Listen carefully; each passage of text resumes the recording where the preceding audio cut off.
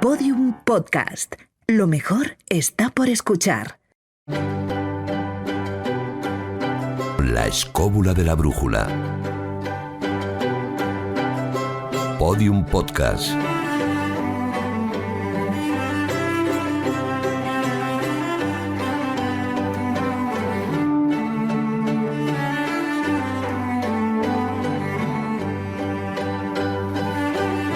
Echa para allá, David, echa para allá, que no hay sitio, no cabemos en la mesa esta vez. Sí, es que no hay manera, ¿eh? No, yo creo que vamos a grabar abajo. Ya, yo creo que hace falta un estudio más grande. Juan Ignacio, ¿dónde estás? No te veo entre tanta cosa, ¿cómo vas? A Pues ver, esto estoy pasó aquí por allí. sentado en el lado derecho y mirando a nuestro amigo Paco. Más, pues Paco que está... Agrupante al lado del ordenador. ¿Pero qué es ahí. esto, Paco? Marcos, no te veo entre tanto objeto. Aquí haciendo fotos de los objetos chamánicos que nos vamos a introducir en toda la magia, en toda la magia con nuestro invitado. Jesús, vamos a tener que describir bien lo que está pasando porque esto es radio y la gente no se entera de que estamos llenando la mesa de objetos importantes. Bueno, yo lo que estoy viendo es que esto parece el bolso de Mary Poppins.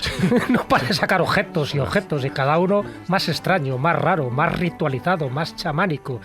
Yo no sé si estamos protegidos o realmente tendremos que invocar a la Virgen de Guadalupe. Entre tanto objeto al otro lado del cristal veo a Alberto Espinosa a los mandos del sonido, veo a Laura Escarza en la producción y un servidor, Fran Izuzquiza, se dispone a arrancar esta escóbula en la que podríamos montar un mercadillo, la verdad.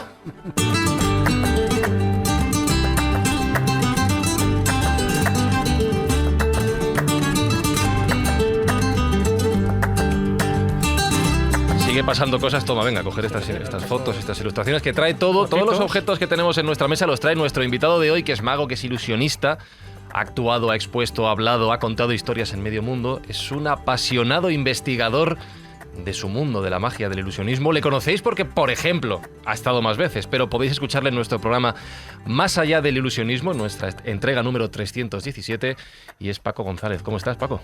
Muy buenas, pues encantado de estar aquí y traer parte de mi colección para compartirla con todos vosotros, ¿no? Pero que esto es parte, o sea, tenemos la mesa llena de cosas y esto dices que solo es una parte. Bueno, la idea es que os guste, que os seduzca y que de alguna manera, como no tengo mucho espacio en casa, pues me hagáis un huequico aquí para poder traer todos los cachivaches, ¿no? Ya, es que yo no sé si el estudio de la SER funciona como trastero, no tengo yo claro. No sé. Bueno, escobuleros, vamos a ir haciendo fotos de las cosas de las que vamos a hablar y las tendréis disponibles en nuestras redes sociales, en Facebook, en Twitter y en Instagram.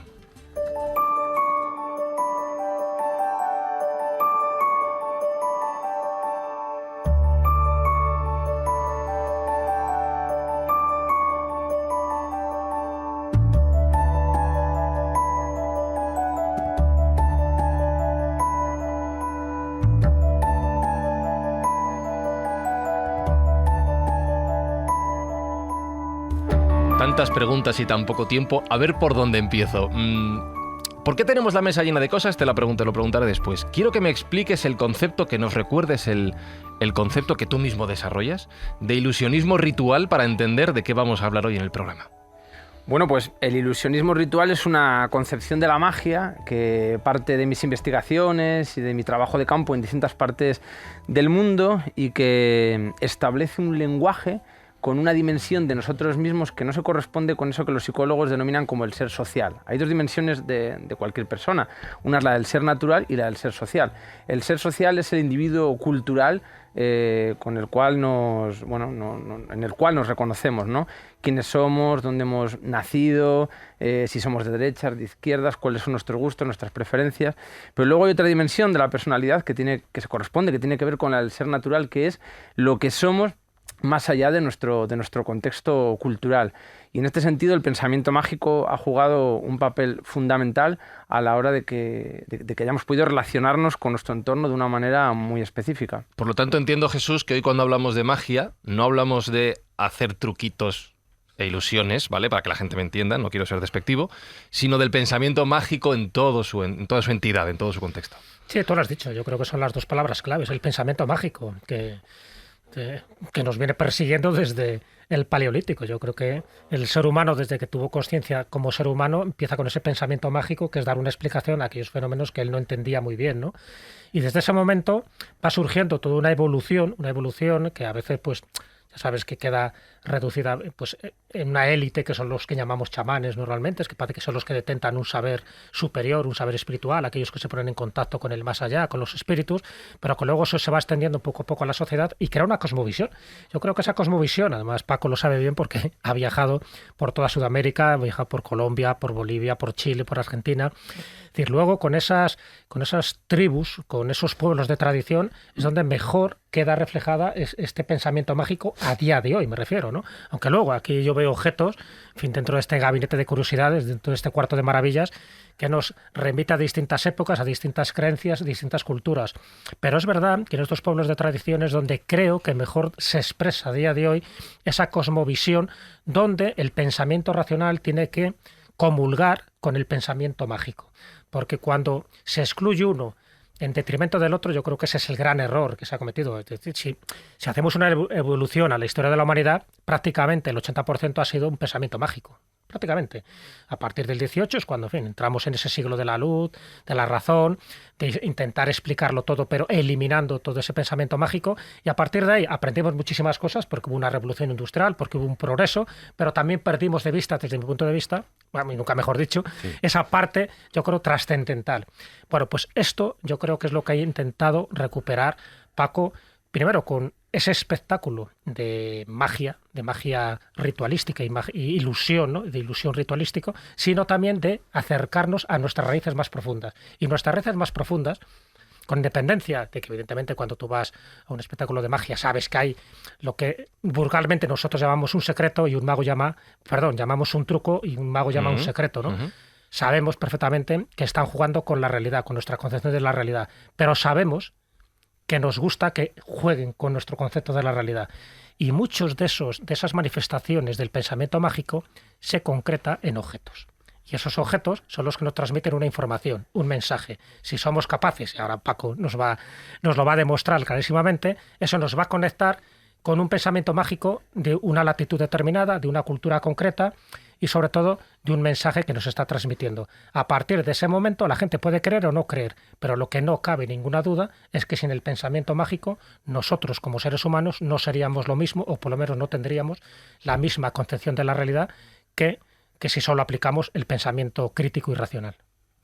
Entonces ahora entiendo, Paco, por qué la mesa del estudio 2 de la cadena SER está hasta arriba de objetos. Pues sí, en realidad, bueno, como bien dice Jesús, el ilusionismo, y especialmente el ilusionismo ritual, es una tecnología del lenguaje y de los símbolos que busca ampliar de alguna manera los límites de la realidad para, bueno, tomar conciencia de eso que decía, como comentábamos en la comida Agustín García Calvo, de que conocemos la realidad, sabemos que existe porque es lo contrario de la verdad, entendiendo la realidad como un constructo social donde definimos las cosas a través de un lenguaje que está supeditado a un paradigma muy determinado y a una forma de ver el mundo.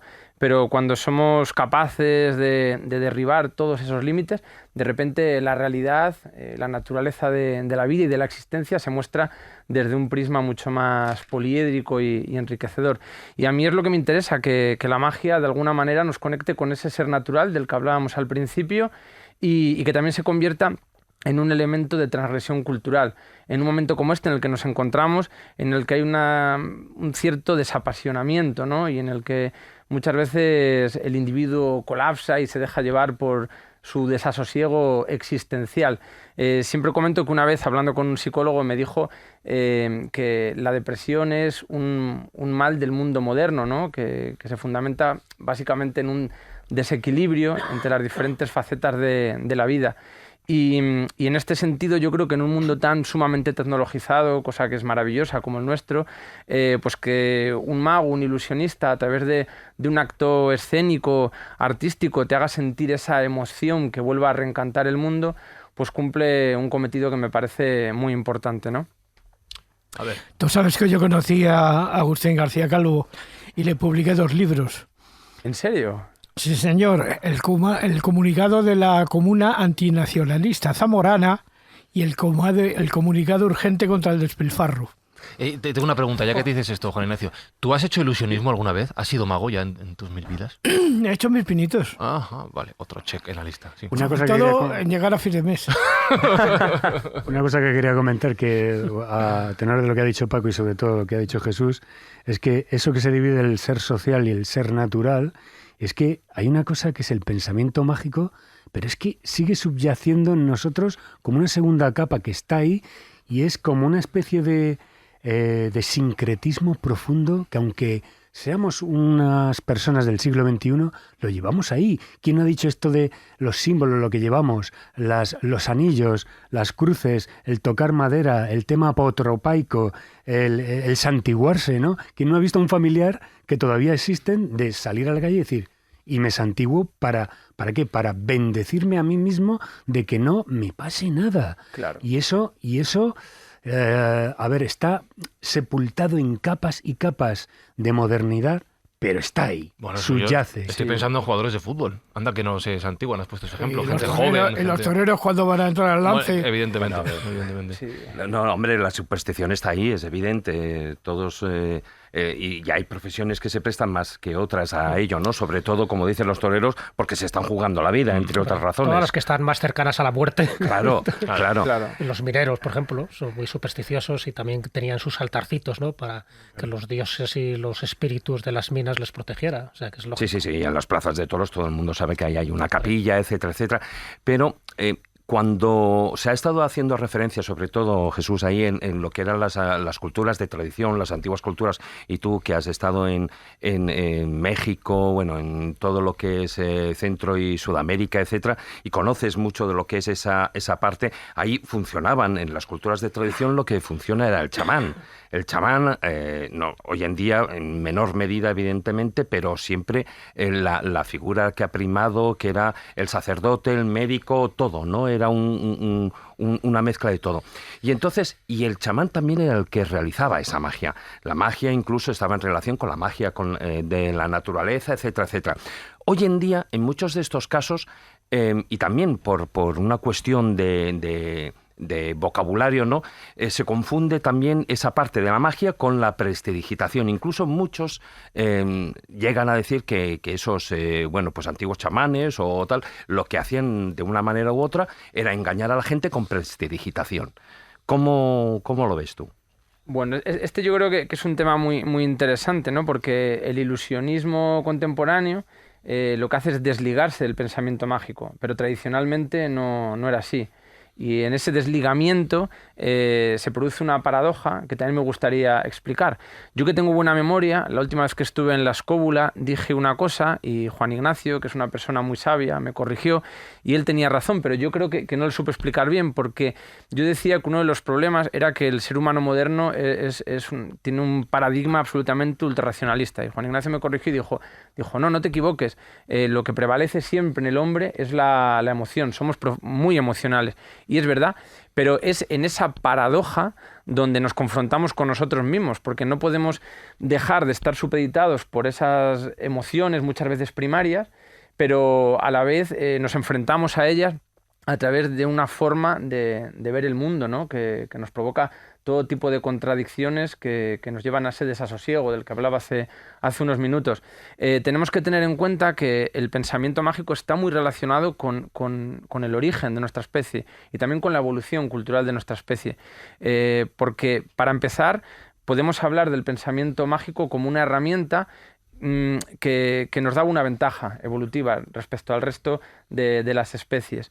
En este sentido, el chamán era una persona que tenía acceso a un tipo de experiencia que se producía muchas veces de manera espontánea, que podemos explicar en términos puramente biológicos, pero que no podían vivir el resto de las personas de su clan, de su tribu, de su sociedad.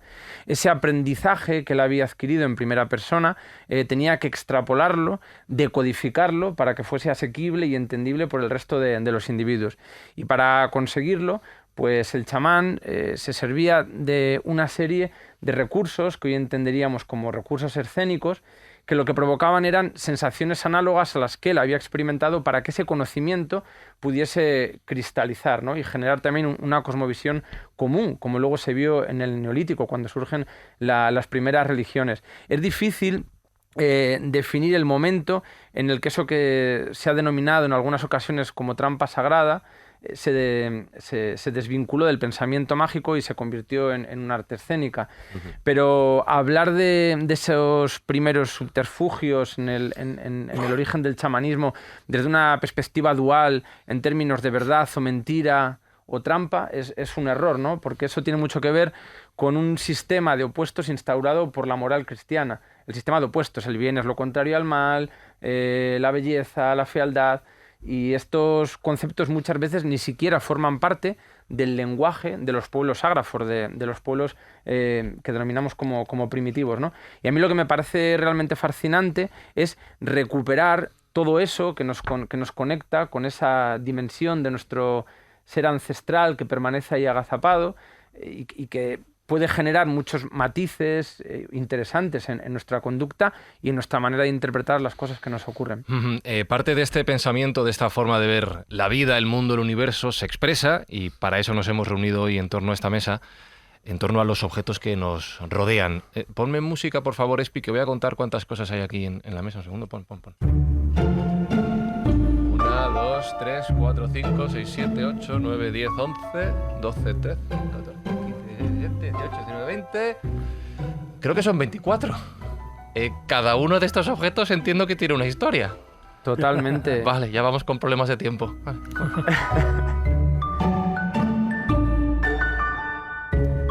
Nos has montado un museo aquí, Paco, en un ratito. La verdad es que sí. Esto tiene que ver con muchas de mis pasiones. Una, por supuesto, es el ilusionismo, ya que los objetos pues tienen una gran carga simbólica que nos permiten, bueno, pues plantear este tipo de experiencias de las que estamos hablando, pero también se conectan con una etapa, con un periodo de la historia de España y de Europa que a mí me parece realmente fascinante, que es la de los gabinetes de curiosidades. Que es otra de tus pasiones. Y que yo descubrí antes de saber que los gabinetes de curiosidades existían. ¿Cómo llegó esto? ¿Cómo pasó? A ver. Bueno, esto es muy curioso. Cuando tenía 18 o 19 años, la primera vez que estuve en Chile, me contrataron para actuar y para hacer una serie de conferencias para diferentes universidades, y tuve la oportunidad de conocer una casa que me cautivó y me fascinó, que es la casa de Pablo Neruda, que tiene en Isla Negra, la que se llamaba la Casa de las Gaviotas, y en la que él empieza a vivir por temporadas a partir del año 1937. Esta es una casa en un lugar realmente idílico y poético, en la que el poeta encontraba, bueno, pues esa tranquilidad y esos elementos que le permitían conectarse con su sensibilidad para escribir un libro tan importante en su trayectoria como fue el del Canto General. Bueno, esta casa está hecha y creada para simular un barco, y además, para que todos los oyentes se pongan en situación, se construyó cuando eran las Gaviotas, porque lo que hace Pablo Neruda es que la remodela, se construye sobre un gran acantilado que da a ese océano Pacífico realmente perturbador, que mucha gente no sabrá por qué se llama Océano Pacífico, no porque sea un mar que esté en calma, sino porque en la época de los saqueos de los barcos pirata era un mar tan virulento que las rutas comerciales, muchos de los barcos preferían ir por esa zona, arriesgándose al naufragio, porque por lo menos evitaban los ataques de los piratas, ¿no? Bueno, es un mar realmente brutal que sobrecoge y que nos conecta con esto que Rudolf Otto llamaba el sentimiento de criatura, ¿no? El sentirte pequeño ante la inmensidad. Neruda quería dejarse imbuir por toda esa atmósfera, y entonces empieza a generar su propio gabinete de curiosidades. Yo no sé si él tenía el conocimiento exacto de lo que era un gabinete de curiosidades, pero sin embargo su casa es un clarísimo ejemplo. Como digo, encima de un acantilado, cuando te asomabas a cualquiera de esos grandes ventanales, no veías la pared del acantilado, puesto que la casa asoma, ¿no? Eso sobrepasa el límite. Cuando uno entra, se encuentra con todo tipo de colecciones que realmente interpelan al observador. Todo lo que os podéis imaginar. Una de las colecciones más importantes es la de los mascarones de proa, con los que Pablo Neruda llegó a estar obsesionado. pero podemos encontrar en su casa todo tipo de objetos de cristal, botellas con barcos dentro, reproducciones de barcos de todas las épocas de la historia, conchas marinas, fósiles, colecciones de pipas, de planos antiguos, de bolas del mundo, todo lo que os podáis imaginar, en una casa de madera con un ambiente muy mágico, un ambiente, como digo, que sobrecoge a quien lo contempla. Y allí pues pude aprender algunas cosas sobre Neruda que realmente a mí me marcaron muchísimo, ¿no? Y una de estas historias fue la siguiente. En una de las habitaciones donde Pablo Neruda escribió algunos de sus versos más memorables, pude observar una mesa cuya superficie estaba ajada por el tiempo, ¿no? Muy desgastada. No me pareció que fuese la superficie de una mesa, pero estaba apoyada sobre unas patas y con un cristal por encima. La gente pasaba buscando cosas mucho más exóticas y con un aspecto más lujoso, pero a mí me llamó poderosamente la atención. Así que le pregunté a una de las personas que trabajaban para enseñar la casa a los turistas que qué era aquello y que por qué, aun siendo una mesa, no se parecía a una mesa. Y me contaron que Pablo Neruda, con ese espíritu tan aventurero también que tenía, por lo menos desde su imaginación y desde la fantasía que también supo plasmar en sus libros, un día estaba observando el horizonte, era una tarde de tormenta, empezaba a atardecer y en esa actitud de contemplación pudo otear algo en el horizonte. Cogió uno de sus prismáticos y vio que un madero flotaba. A pesar de que el mar ese día estaba especialmente virulento, llamó a una de las personas que trabajaban en la casa de servicio y le dijo: por favor, preparad el bote que tenemos que salir a alta mar. Y entonces la persona que tenía que hacerse cargo de la barca dijo: pero maestro, ¿cómo vamos a salir? Don Pablo, ¿no se da cuenta usted de que el mar es muy peligroso? Nos jugaremos la vida. ¿Por qué tenemos que salir? Dijo: tenemos que salir a por aquel objeto. Cuando vio un madero flotando errante no entendía nada y le dijo: pero no puede ser, no podemos salir en estas condiciones a por ese madero. Y entonces Pablo Neruda hizo un silencio valorativo, seguramente se ajustó el cuello de esas gabardinas tan características, miró a ese ser humano que no podía creerse lo que estaba viviendo y le dijo: por favor, no seas insensato. ¿No sabes que hoy, aquí, yo soy el único poeta al que el mar acaba de regalarle un escritorio? Qué bueno. ¿Ves? Eso es pensamiento mágico, ahí lo tienes, que es ver la realidad de otra concepción y ver sobre todo esa parte creativa e imaginativa. Bueno, ya sabéis que un poco los gabinetes de curiosidades surgen a raíz, ¿no?, del siglo XVI, con el Renacimiento, donde se empiezan a dar cuenta de que había curiosidades ahí que había que coleccionar. Estaba solo al alcance, os podéis imaginar, de los más prósperos y de los más nobles y de los más regios. Pero sí es verdad que es el antecedente de nuestros actuales museos de ciencias naturales y en muchos casos también de los actuales museos de arte. Porque lo que se coleccionaba era arte genuino, arte antropológico, arte etnográfico, pues de tribus, de esas tribus de tradición, de esas tribus, en fin, que se recogían objetos, fueran esculturas, fueran cuadros de la Polinesia o de Siberia o de ciertos sitios, y formaba parte de ese gabinete de curiosidades. Pedro II el Grande, por ejemplo, lo tuvo Rodolfo II, lo tuvo tantos y tantos archiduques. Entonces yo creo que lo que ha hecho Paco con esto, y ahora yo creo que es bueno empezar ya con alguno de estos objetos, es traernos una muestra de que cada objeto está conectado, primero a un símbolo, evidentemente, luego a una historia personal, es decir, una anécdota. Cada objeto entiendo que tiene que ver algo con el que te lo ha regalado, pero como veo que cronológicamente, echando un vistazo, hay un poco de todo, lo que veo más antiguo, y de hecho creo que está reconocido así, no sería tanto la Venus, sino el León de Ulm. Le voy a hacer una foto. El León de Ulm, sí, hazle la foto para que luego la gente lo vea. Además, eso se encontró, la escultura original, creo que es de marfil, se encontró hecha en 1000 pedazos, se fue reconstruyendo y se dieron cuenta de que sería la primera escultura figurativa de un híbrido, porque estaríamos hablando de un ser antropomorfo con cabeza de animal, del que se tiene constancia en la historia, que es incluso anterior a las famosas Venus, tanto de Willendorf como de tantas y tantas. Entonces, yo creo que, si te parece, Paco, podríamos empezar por este León de Ulm, que nos cuentes un poco por qué es esa primera representación, en fin, en este caso antropomórfica, pero que ni siquiera es de un ser humano como tal, sino de un híbrido, lo cual eso me lleva a pensar que los antiguos dioses egipcios, que también eran híbridos, pues tienen algo que ver en esta cosmovisión del pasado. ¿Por qué ese león en especial? ¿Por qué le tienes en tu gabinete de curiosidades?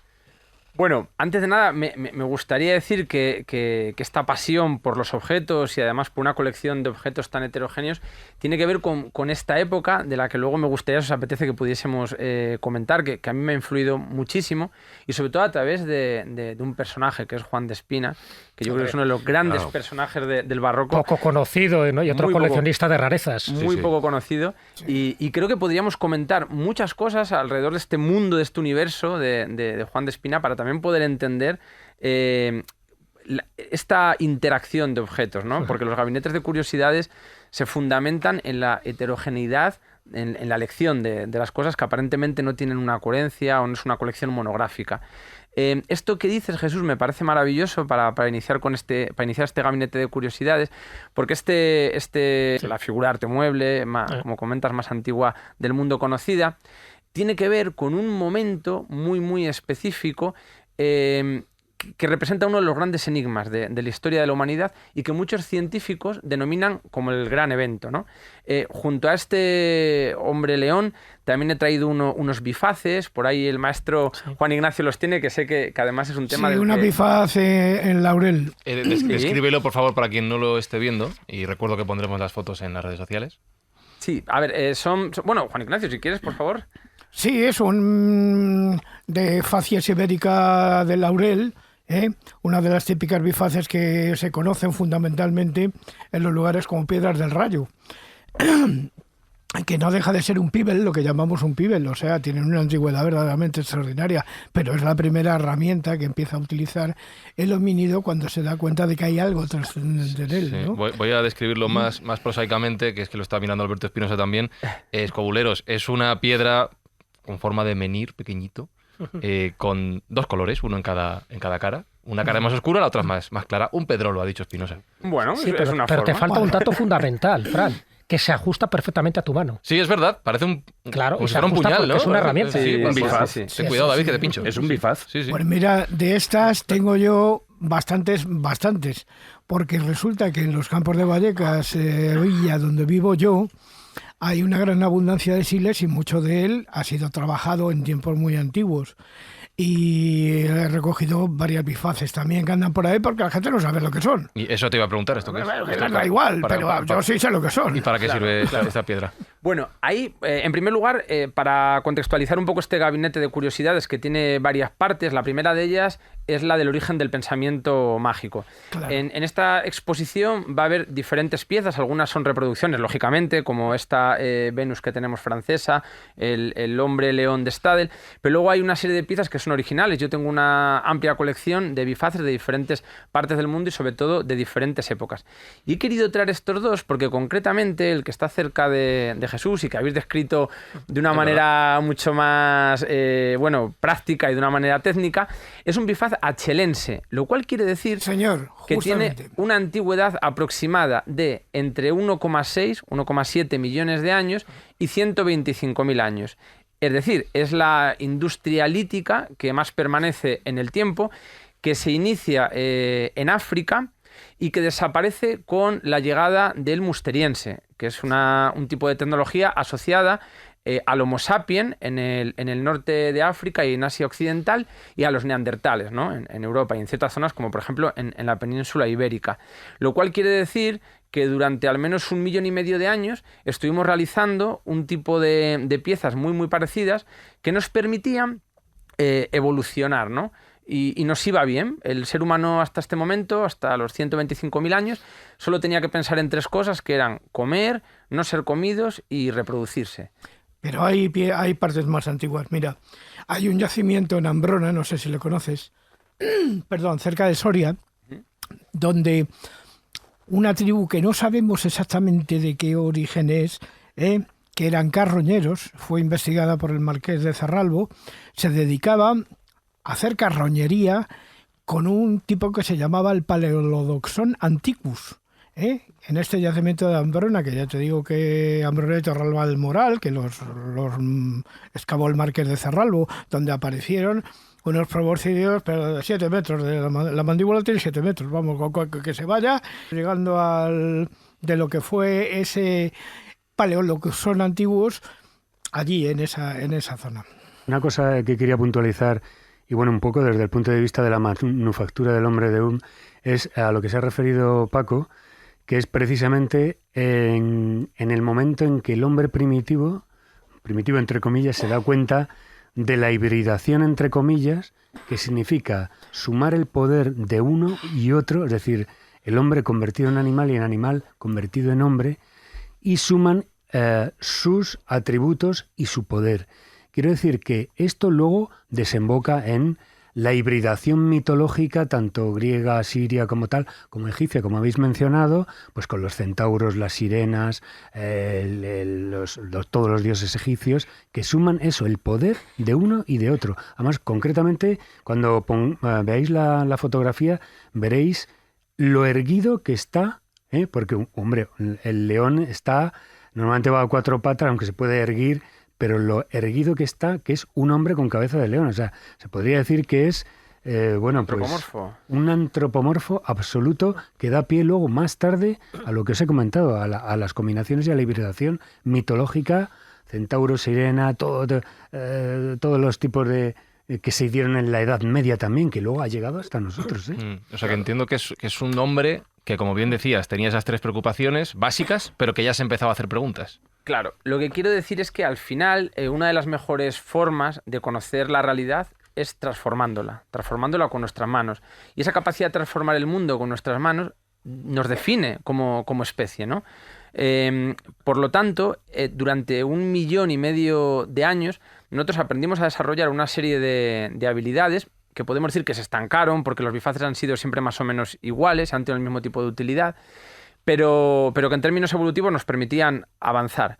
Pero hay un punto, y es al que me refería, que muchos científicos denominan como el gran evento, que sucede en torno a los 35-40.000 años. En ese momento en el que los neandertales empiezan a desaparecer, todavía no sabemos muy bien el por qué, y en el que se produce un pequeño cambio en el genoma humano. Hay una especie de salto que nos lleva a adentrarnos en el interior de las cavernas para plasmar una nueva visión del mundo a través del pensamiento mágico. Y a mí esto me parece fascinante y no solamente marca el punto de inicio de esta exposición, de este gabinete de curiosidades, sino de todo mi pensamiento mágico a nivel antropológico y a nivel escénico y artístico. ¿Por qué? Porque yo creo que seguramente en el pequeño nunca lo sabremos, pero tuvo que ser algo parecido a esta situación.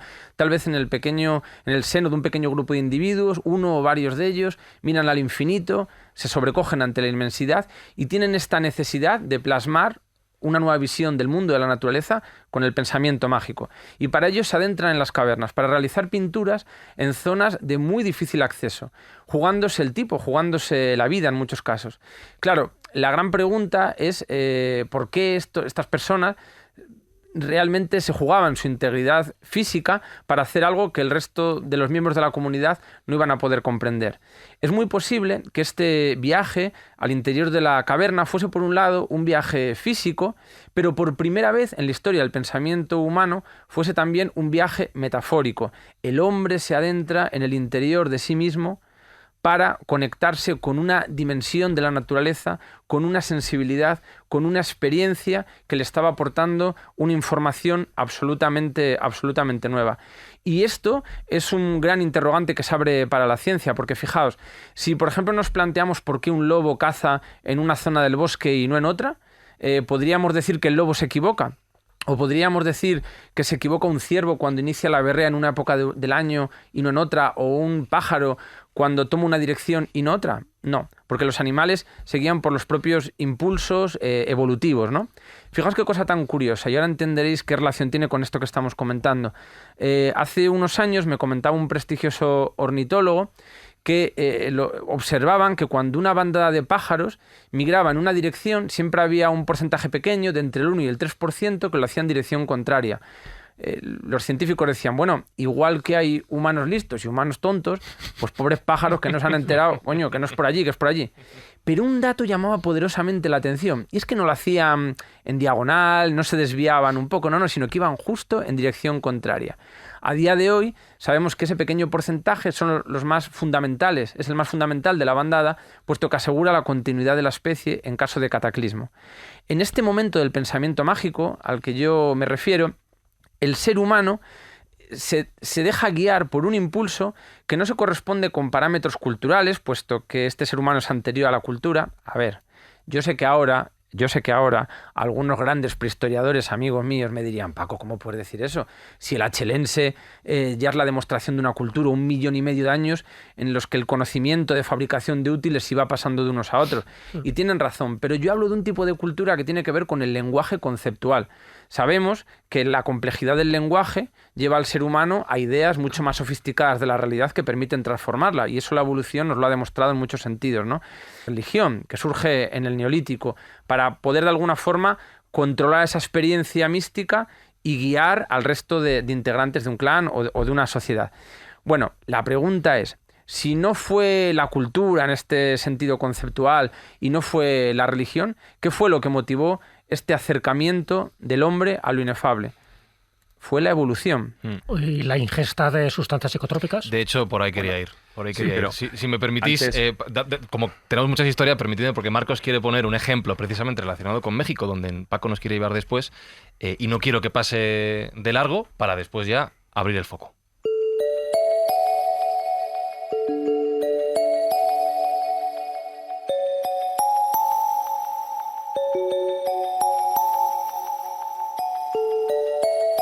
¿Puedes repetir la pregunta, Jesús?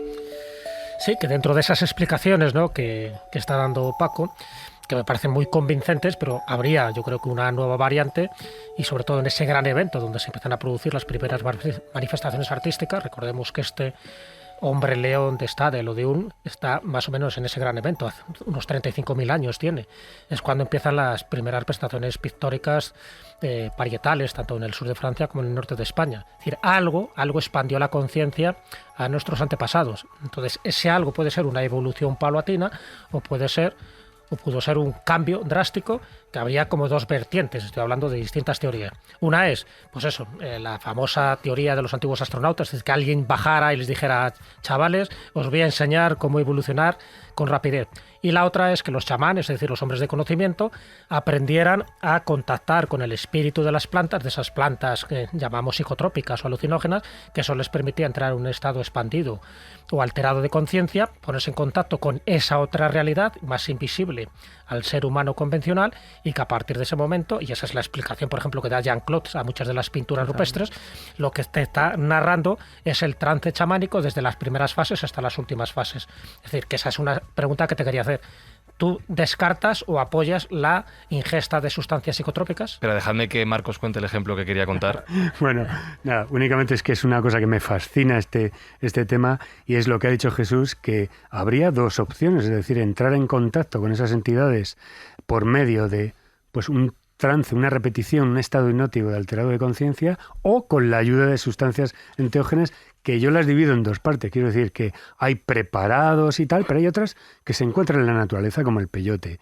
Y de hecho, todos conocemos pues los libros de Castaneda, que en los 60 y los 70 a todos nos reventó un poco la cabeza pensando en que eso qué era, y claro, atrajo a muchísima gente del sur de Estados Unidos hacia esas zonas donde estaban esas etnias que utilizaban el peyote, y el peyote y otras muchas plantas, para entrar en esos estados alterados de conciencia, pero con el tema de tener una experiencia alucinógena, no como el tema de la intención de tener una experiencia mística. Entonces, claro, hay multitud de cuevas que están pintadas con esas experiencias de chamanes. Y concretamente os traigo al taller del pintor, que eso siempre me gusta decirlo, pues en la Cueva de las Monas, en el estado de Chihuahua, una que no es muy antigua, que data del siglo XVIII, pero es de las pocas que han quedado, y se trata de lo que es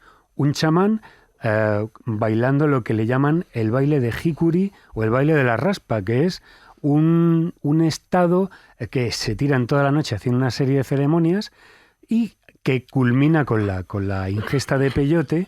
Y bueno, pues la verdad es que es una preciosidad, porque la figura del chamán, sabéis que por tamaño en las pinturas rupestres la importancia se la dan a la que tiene mayor tamaño, como el el de Tassili, ¿no? Que es el hombre astronauta, que es gigantesco, ¿no? Pues luego hay unas figuras que son pues más o menos todo el clan que están allí y están rodeados de un círculo blanco, que es un círculo de conocimiento, ¿no? O sea, que se interpreta. Los propios tarahumaras siguen practicando esto sin saber cuándo les ha llegado y desde cuándo data esto. Y bueno, pues yo indagando un poco cuáles son las etnias que hacen estos rituales, los tarahumaras, los huicholes, los yaquis. Los yaquis son la etnia de donde procedía el don Juan de Castaneda, que se supone, bueno, ya otros autores lo están tirando por tierra y diciendo, bueno, pues oye, que eso precisamente don Juan no existiría, que seguramente sería la acumulación de un conocimiento de muchos brujos, chamanes, hombres medicinas que transmitieron de esa forma y este hombre escribió sobre ellos, ¿no? Pues estos huicholes es increíble. Yo he estado viendo una ceremonia, cómo se tiran toda la noche y precisamente cantan con una serie de cánticos que se van introduciendo en ese estado hipnótico y llega un momento que el peyote lo cortan pues como si fuera una naranja, por gajos. Sí. Entonces se lo comen. Y bueno, yo sobra que traiga aquí los relatos de Castaneda, como Carlos Castaneda una noche acaba aullando a 4 patas alrededor de una casa que está, bueno, absolutamente alucinado. ¿Y qué pasa? Que esos eran viajes que te traían un conocimiento y las visiones que tú veías eran solamente para ti y eran las preguntas que tú llevabas dentro. Esto me hace, bueno, aquí me apunta una serie de etnias que... Pero hoy en día se sigue haciendo, ¿eh? Hoy en día los chamanes de la zona, y no solo, incluso, bueno, se ha universalizado un poquitín. Hay mucha gente que se va tanto con el peyote como con San Pedro, con el Catu San Pedro, y que se van al desierto para hacer esas tomas y tirarse ahí las 24 horas para ver a su Dios interior también, inclusive. Exactamente, para no hacerlo más largo, por dejar paso a nuestro invitado, que tiene muchas cosas que contar, los huicholes están pues repartidos entre los estados de Jalisco, Nayarit, Zacatecas y Durango, que son esa zona de la Sierra Madre, y es, bueno, y a ver... Toda esta fuerza de dónde viene, pues es el contacto con los antepasados, los espíritus de los dioses y todo ese conocimiento. Pero es que yo tengo que contaros una experiencia. Yo no he ido a México, ¿no? Pero a mí estas historias me fascinan. Pero se me dio la oportunidad de decir, bueno, pues en lugar de estudiar todo esto en los libros y tener contacto con la gente, me gustaría sentirlo. Entonces, hay otra cosa que es muy parecida, que es la toma de la ayahuasca. La toma de la ayahuasca sucede abajo, Ecuador, Bolivia, Perú, etc. Pero es que han venido aquí los chamanes y yo contacté con uno de ellos, hice 3 tomas de ayahuasca y una de ellas, o sea, 2 tomas pues se hizo en pleno Madrid. Entonces, imagínate, no es lo mismo la magia que tal, pero una de ellas fue en una especie de cortijo perdido en Jaén, pues de la misma forma que podría ser en esa naturaleza donde lo hacen ellos, ¿no? Pues era un auténtico chamán peruano, que te distribuía lo que es la toma de la ayahuasca y nos metimos todos en una yurta, 14, 15 personas, increíble. O sea, no me extraña, o sea, el tío con su capa, con su... todo el ceremonial, sus abuelas, y era lo que era el cántico donde empiezan y entonces te metes ahí. Vamos, yo llegué a ver hasta mi animal totémico, que fue un caballo, que me decía cosas, es decir, ostras, qué diferencia hay estudiar esto de los libros y empaparte de todo esto a sentirlo allí mismo. O sea, pasamos, es toda la noche hasta la madrugada. Increíble. O sea, no me extraña que haya mensajes certeros que tú te traes del otro lado y que son preguntas vitales que tú ya llevas consigo. No las tienes formuladas, pero las llevas dentro. Y entonces allí se te plantean y se te resuelven. O por lo menos hay una serie de disyuntiva o de encrucijada que tú las tomas, ¿no? Bueno... Pero vamos a ver, el origen de todo esto, Marcos, está en un estado en concreto de Brasil, que es el estado de Acre, donde existe una religión sincrética que se llama el Santo Daime, que son los que empezaron con los ritos de la ayahuasca. ¿Y tú crees, como te preguntaba Jesús, Paco, que la ingesta de estas sustancias puede explicar el inicio de ese pensamiento mágico? La verdad que habéis abierto un abanico de temas tan apasionantes ahora mismo que no sabría ni por dónde empezar. Bueno, lo haré con lo que decía Jesús al principio. Por supuesto que yo no solamente defiendo la tesis de Jean Claude y de David Lewis Williams, que sabes que ellos trabajaron conjuntamente, sino que creo que es absolutamente compatible con esta realidad de la que yo hablaba, ¿no? Porque al final estos primeros chamanes empiezan a encontrar técnicas de especialización para facilitar o potenciar o amplificar estos viajes mágicos. Además, es que yo creo que esto que plantean David Lewis Williams y Jean Claude todavía a día de hoy se puede comprobar en algunos de esos pueblos que han tenido un contacto muy limitado con el mundo occidental. Pero para los oyentes que no lo sepan, ¿qué es lo que planteaban, no?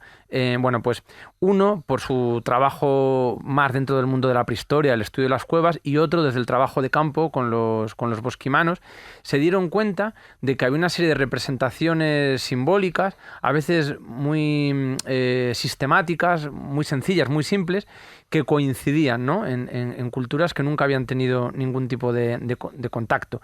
Entonces se pusieron a investigar y a establecer analogías y llegaron a algunas conclusiones realmente apasionantes, ¿no? Entre otras cosas, lo que comentan es, bueno, su punto de partida es eso que denomina Jean Claude como fosfeno y David Lewis Williams como fenómeno entóptico, que es un fenómeno que surge en la retina, es un fenómeno puramente biológico, ¿no? Todos cuando presionamos, por ejemplo, los párpados o cuando estamos sometidos a una luz muy intensa y de repente se apaga la luz, vemos una serie de signos que podríamos relacionar con aquello que en las cuevas se conoce como los claviformes, los tectiformes, ¿no? Todas estas cosas que hasta hace no mucho tiempo no tenían ninguna explicación aparente, ¿no? Nos damos cuenta de que, en primer lugar, la cueva constituye ese mapa metafórico que el iniciado, el chamán, tiene que ir atravesando para llegar a unos conocimientos que le conectan con la naturaleza o con el todo, ¿no? Entonces, lo primero que sucede es que, o bien por la ingesta de plantas, como bien decía Jesús, o por otras muchas técnicas que conocemos hoy en día, porque quiero decir que normalmente cuando se habla de los viajes chamánicos siempre lo conectamos con el consumo de plantas maestras, pero muchas veces, de hecho en la mayor parte de los casos, no se llega a los estados de éxtasis con las plantas, sino con el aislamiento. Ahí tenemos, por ejemplo, lo que se llamó el incubatio, que fue la iniciación de los discípulos del templo de Apolo. En el libro de Peter Kingsley, de Los oscuros lugares del saber, hablamos del origen de la filosofía occidental, ¿no? Y de cómo Parménides utiliza nuevamente la metáfora de la cueva para generar ese estado expandido de conciencia. Bien fuese con plantas, que seguro que también se utilizaron las plantas, o bien por el sometimiento, como digo, al aislamiento, a la falta de luz, sabemos que esa experiencia que surge en la retina se produjo, ¿no? Entonces, normalmente, he de decir que no siempre, vemos cómo cuando empieza el estado alterado de conciencia, en la parte inicial de la cueva, se empiezan a representar todos estos signos. Sabemos que el cerebro humano, por una cuestión compleja de explicar aquí, pero que tiene su lógica en términos evolutivos, necesita entender lo que ve, lo que percibe a través de los sentidos. Entonces hay una asociación de esos puntos con imágenes reconocibles culturalmente. Cuando todos éramos pequeños nos regalaron el típico cuaderno de puntos que teníamos que ir uniendo con un lapicero para darle una forma definida, ¿no? Pues parece que es lo que ocurre, ¿no? Seguimos descendiendo en la caverna y esos puntos iniciales empiezan a tener formas reconocibles, se convierten en los bisontes, en los caballos, en los renos. A medida que avanza el estado alterado de conciencia, también se avanza en la cueva hacia las profundidades. Y es en los lugares normalmente más remotos donde aparecen las deidades, los antropomorfos, esos seres como los de Hornos de la Peña, que muchas veces también tienen similitudes con 3 dedos, los orantes que miran hacia el infinito. ¿Esto se produce siempre? Juan Ignacio, tú que has estado en tantas cuevas sabes que no siempre. No siempre, porque la mayoría de las cuevas lo que tienen nada más son formaciones estalactitas y estalagmíticas y tal, que son las cuevas que sirven para espelio. Pero es que hay otras cuevas que sí que tienen símbolos que han sido utilizados en el tiempo y que a veces incluso se han tomado por falsos. Quisiera traer aquí el caso de Marcelino Sáenz de Sautuola, que le pusieron de falsificador. De alguna manera, hasta que vino Leroy Gurhan y el abate Braille y dijeron, no señor, este señor tiene razón. Y entonces Cartayac, que era el que la había llamado, que era un mentiroso, resulta que descubre la cueva del Escó. Y dice, no, sí que efectivamente son auténticas. Sí, bueno, se lo dijo solo con un pequeño detalle. Ya Marcelino había muerto. Pero Sí, había muerto, claro. Sí. Bueno, pero esto que le ocurre a Marcelino es muy parecido, ¿no? Salvando el funesto final a lo que le ocurrió también a estos dos grandes estudiosos de la prehistoria como son Jim Klotz y David Lewis Williams. Bueno, ya que al principio en la se le cueva echó de encima a la Maltravieso, comunidad aquí científica. en Cáceres, a Carlos Callejo, que no tiene nada que ver conmigo ni con ningún pariente, le pasó lo mismo. Ahí se descubrió una serie de manos, ¿no? De manos tanto en negativo como en positivo.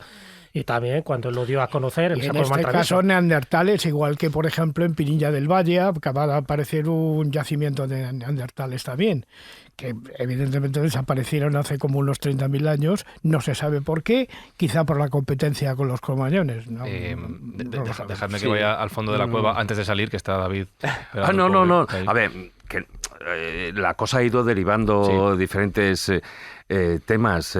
Cuando, Paco, estás comentando el tema de esa búsqueda interior, relacionándola además con esa equiparación de bajar a la cueva, de bajar al interior, y es lo mismo que bajar al interior de uno mismo, eso es lo que en hermetismo y bueno, en esoterismo, incluso la masonería también lo viene utilizando, que es el vitriol.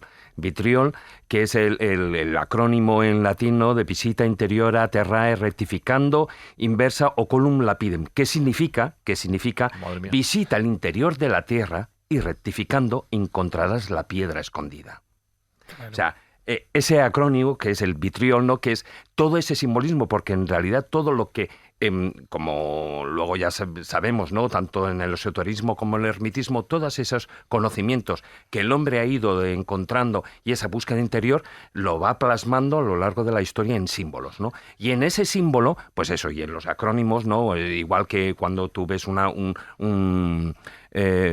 calavera, etcétera, ¿no? O sea, lo que te recuerda, en definitiva, que has de morir, y etcétera. Pues en el tema de vitriol es visita el interior de la cueva y rectificando, es decir, buscándote a ti mismo, rectificándote a ti como ser vivo, como a nivel moral, como persona, etcétera, y a partir de ahí encontrarás la piedra escondida. ¿Qué es la piedra escondida? La piedra escondida no deja de ser tu deidad, es decir, tu parte de Dios que está ahí, y que es lo que en el hermetismo, en el esoterismo se busca, que en definitiva es lo que viene buscando el ser humano desde que toma conciencia de salud.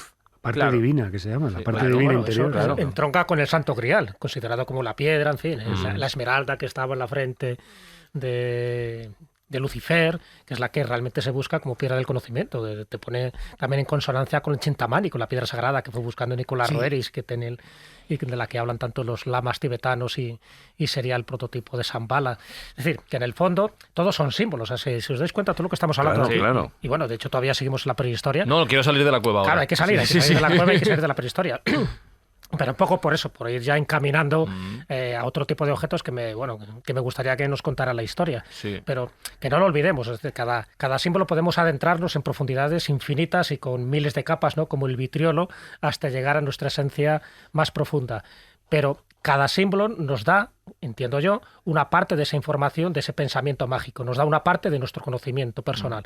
Entonces, los símbolos que tú has traído aquí, está claro que entroncan con una época, con una cultura y, en tu caso concreto, con una experiencia directa. Sí, de hecho, mira, te voy a preguntar por una, si me permites, porque ha mencionado David la calavera y me estoy muriendo de curiosidad por preguntarte por ella.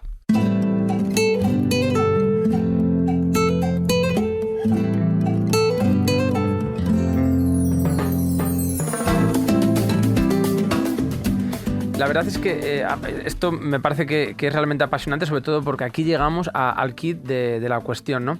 Al final, cuando hablamos de los arquetipos, que es un concepto tan manido y mal interpretado, el arquetipo Jung lo define como algo que no puede ser definido, ¿no? O sea, parece una contradicción, pero el arquetipo no puede ser definido. ¿Y por qué sabemos que existe? Porque se expresa a través de una imagen arquetípica. Normalmente lo que denominamos como arquetipo es la imagen arquetípica. Es el resultado de una tendencia de nuestro comportamiento a reproducir patrones. Pero esos patrones nacen de la contemplación de una serie de modelos iniciales. ¿Cuáles son esos modelos primigenios? La naturaleza, ¿no? Entonces, muchas de estas piezas, por supuesto la calavera también, tienen que ver con eso que Mircea Eliade definió como el axis mundi, que es un eje vertical que conecta los diferentes estadios del conocimiento y de la percepción.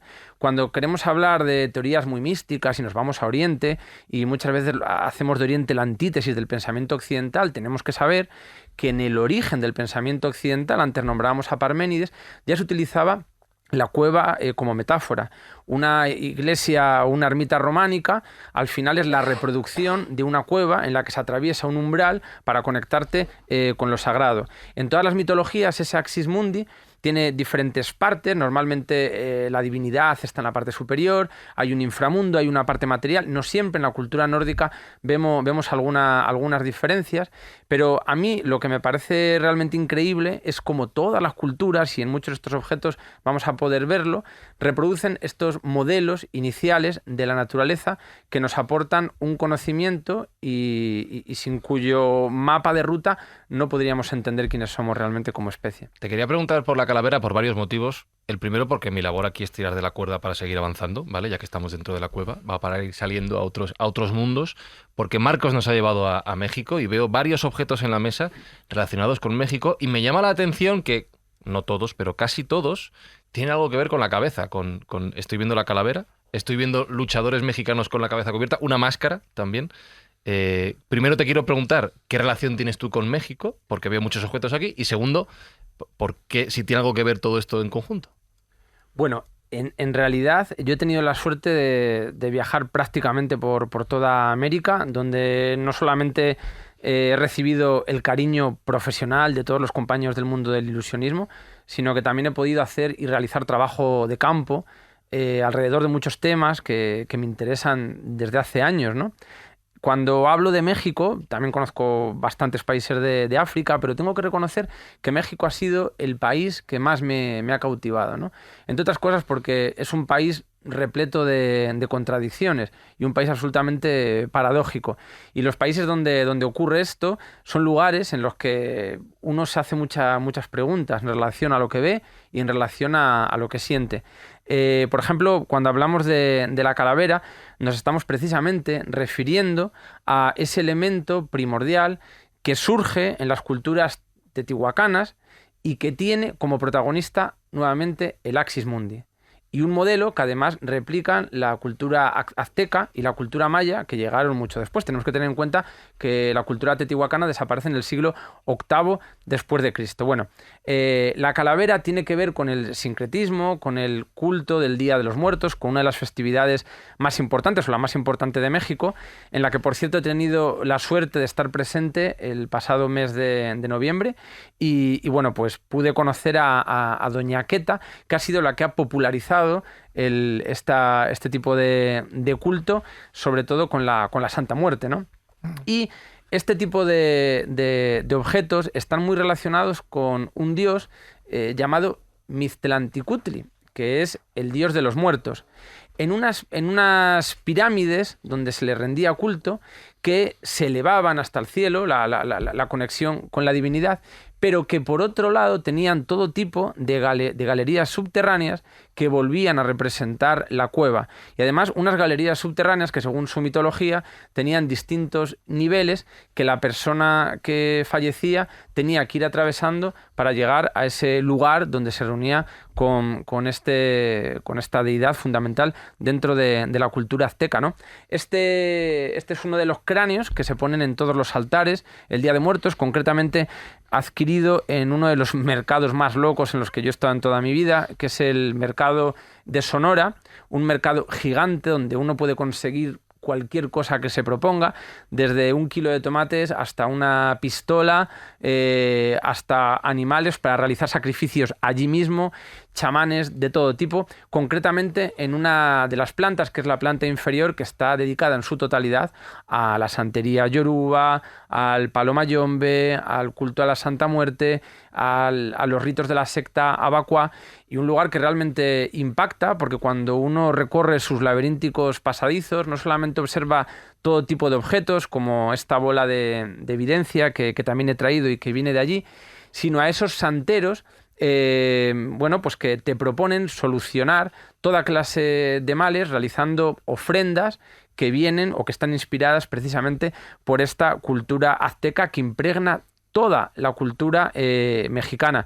Todavía en la plaza de Ciudad de México hay chamanes aztecas que realizan con el copal y con otros elementos rituales para liberar a las personas de los diferentes males que les aquejan. Y a mí, que cuando me hablaron de estas celebraciones que se hacían en una plaza tan importante como esta, pensaba que era algo mucho más enfocado a los turistas. Cuando pude ir y participar me di cuenta de que allí no hay turistas excepto algún despistado.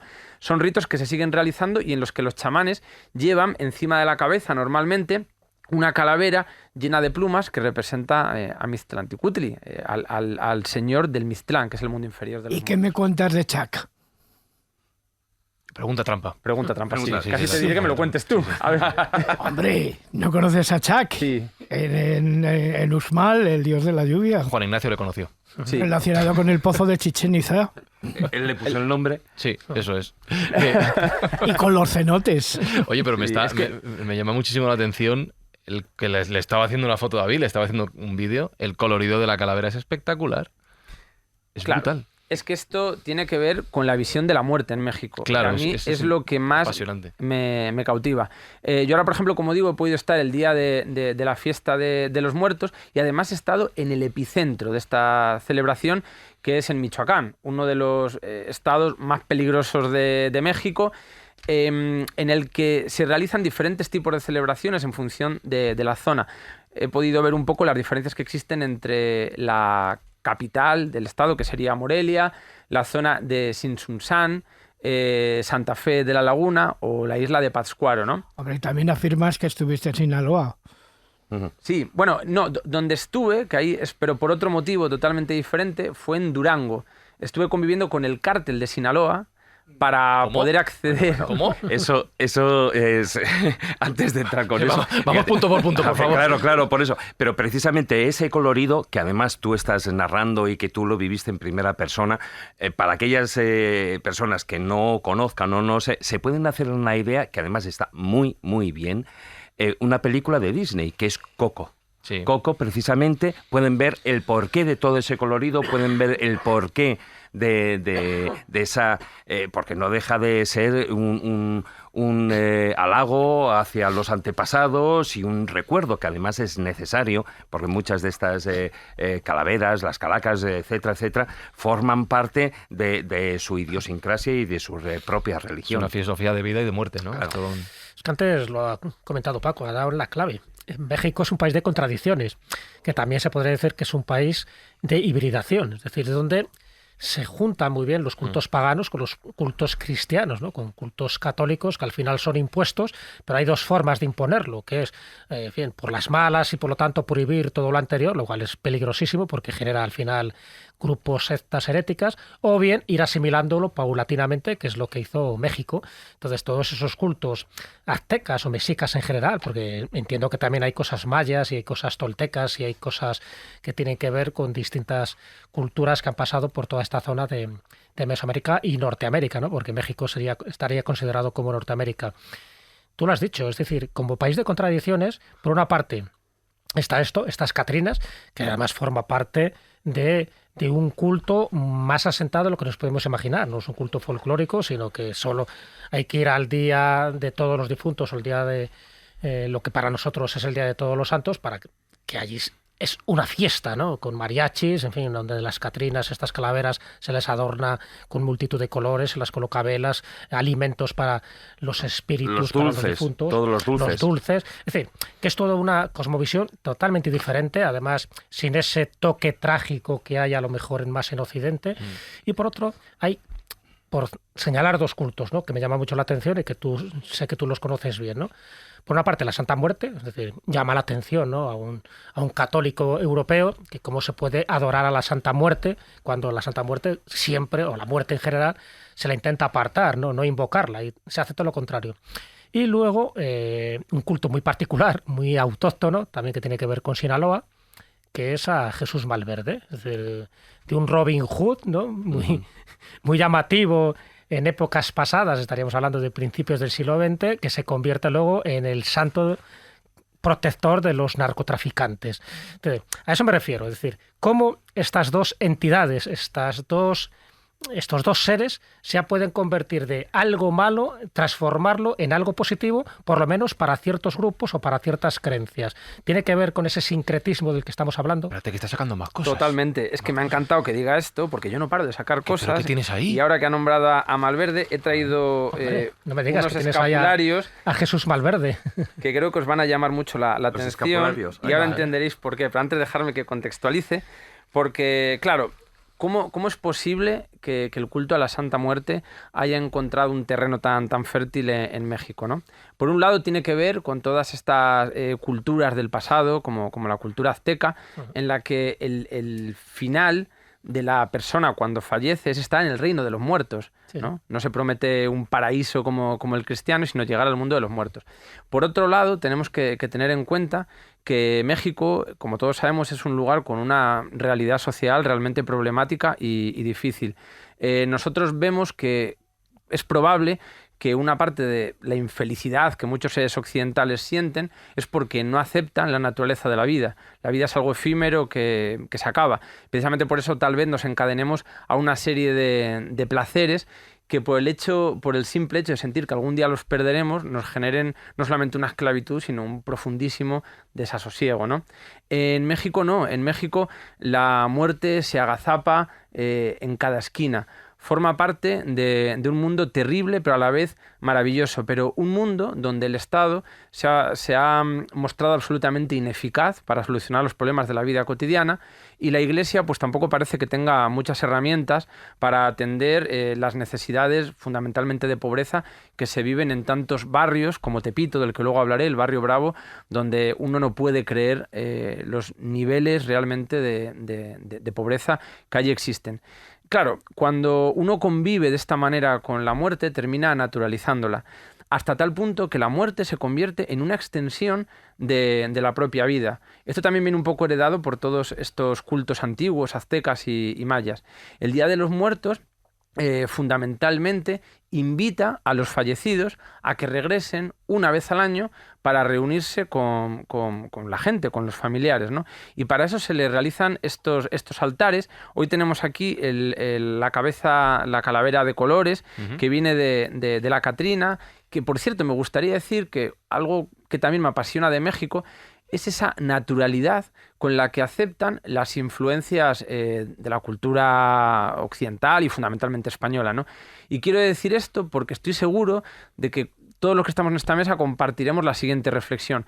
Cualquier etapa de la historia se caracteriza porque tiene luces y sombras. Por supuesto, la llegada de los españoles a América las tuvo. Pero se han dado una serie de estigmas que nos llevan a tener una visión equivocada y muchas veces pervertida de lo que fue la conquista española, ¿no? Y creo que de esto en la escóbula habéis hablado en algunas ocasiones, ¿no? Sí. La leyenda negra, que muchas veces ha generado que en algunos países de América Latina, aunque tengan una buena relación con los españoles, cuando se habla de ciertos aspectos culturales, los utilicen como un arma arrojadiza para atacarnos. Esto en México no ocurre. Es decir, en México todas esas influencias se han aceptado de una manera absolutamente natural, salvo excepciones, como precisamente la calavera, que se empezó llamando calavera garbancera, porque muchos creen que la imagen de la Catrina la crea Diego Rivera por ese maravilloso mural del Paseo Central, de una tarde dominical en una ciudad mexicana, ¿no? En realidad se llama calavera garbancera porque las personas que vendían garbanzos a principios del siglo XX tenían una especial predilección por la cultura francesa, se vestían con sus ropas y querían tener un modelo de vida muy, muy occidental, ¿no? Precisamente por eso, José Guadalupe Posadas, que fue un caricaturista muy importante de la época, hizo algunas caricaturas representando esa ironía, ¿no? Del hombre o de la mujer que se vestían, que querían aparentar tener una vida que en realidad no tenían, y lo representaba con esos ropajes lujosos europeos, pero sin embargo como un esqueleto porque estaban pasando hambre. Pero esa casi es la excepción cultural, porque, como digo, hay una integración realmente maravillosa de todas esas referencias que tienen que ver con la cultura española, ¿no? Eso que podéis ver, que describiremos como un arco con una serie de pompones que simulan la flor de cempasúchil, que es uno de los elementos también fundacionales de la celebración del Día de Muertos. Es un arco de difuntos, este es muy pequeñito, para las tumbas infantiles. Como sabéis, el día 1 de noviembre se celebra el reencuentro con los difuntos, pero con los niños, y el día 2 con los adultos. Normalmente los altares del Día de Muertos se componen por estos arcos de muertos, por las calaveras, las catrinas, las copas para el copal y otra serie de elementos que le gustaban al difunto para atraer su atención para que regrese. El arco de muertos precisamente está hecho con flor de cempasúchil, es tan colorido para que la persona sepa por dónde tiene que atravesar para juntarse con la familia. Déjame que describa que lo que tú llamas arco, porque los oyentes quizás estén imaginando una forma de arco, de puente, es como, imaginaos, escobuleros, un marco por decir la forma, marco de fotos, cuadrado, hecho a base de palos atados, y arriba tiene una cruz. Que en es la parte totora, superior ¿no? tiene una cruz. Sí, con totora. Sí. Y está cubierto por los pompones, las flores que estás diciendo. Claro, cuando son arcos grandes se utiliza la flor de cempasúchil, cuando son pequeñitos normalmente se utilizan estos pompones más pequeños. Este concretamente lo he comprado hace unos meses en el cementerio. Yo cuando voy a cualquier parte del mundo siempre hay dos lugares que visito. Uno, las pescaderías, ese es por otros motivos muy locos que ya os contaré otro día, y otros son los cementerios, ¿no? Creo que los cementerios es una forma maravillosa de conocer la cultura de los pueblos donde me encuentro. Y este concretamente lo compré en el cementerio de Sinsunsan, ¿no? Un lugar absolutamente increíble. Pero también se utilizan para los altares privados de las casas. En Santa Fe de la Laguna, las familias abren sus casas para rendir homenaje a los difuntos de ese mismo año. Luego están los altares privados a los difuntos que han muerto hace mucho más tiempo y que, bueno, pues se muestran en el ámbito privado. Pero estos altares, que son de carácter público, son muy fáciles de encontrar porque desde la plaza, precisamente de Santa Fe de la Laguna, van saliendo unos caminitos hechos con los pétalos de la flor de cempasúchil que indican el lugar al que tienes que entrar. Cuando llegas a las casas llevas las ofrendas, que normalmente son licores, es flor de cempasúchil, o también pueden ser dulces, plátanos, frutas de todo tipo, que se van colocando alrededor de este altar. Y alimentos de los que se dice que una vez que ha pasado la fiesta, esos alimentos son repartidos entre la comunidad, han perdido el sabor, puesto que el sabor representa la esencia del alimento que ha sido ingerida por ese difunto que les ha acompañado, ¿no? Le voy a hacer una foto, recuerdo que las vamos a colgar en facebook.com/la escóbula de la brújula, en Twitter @escobuleros y en Instagram también @escobuleros.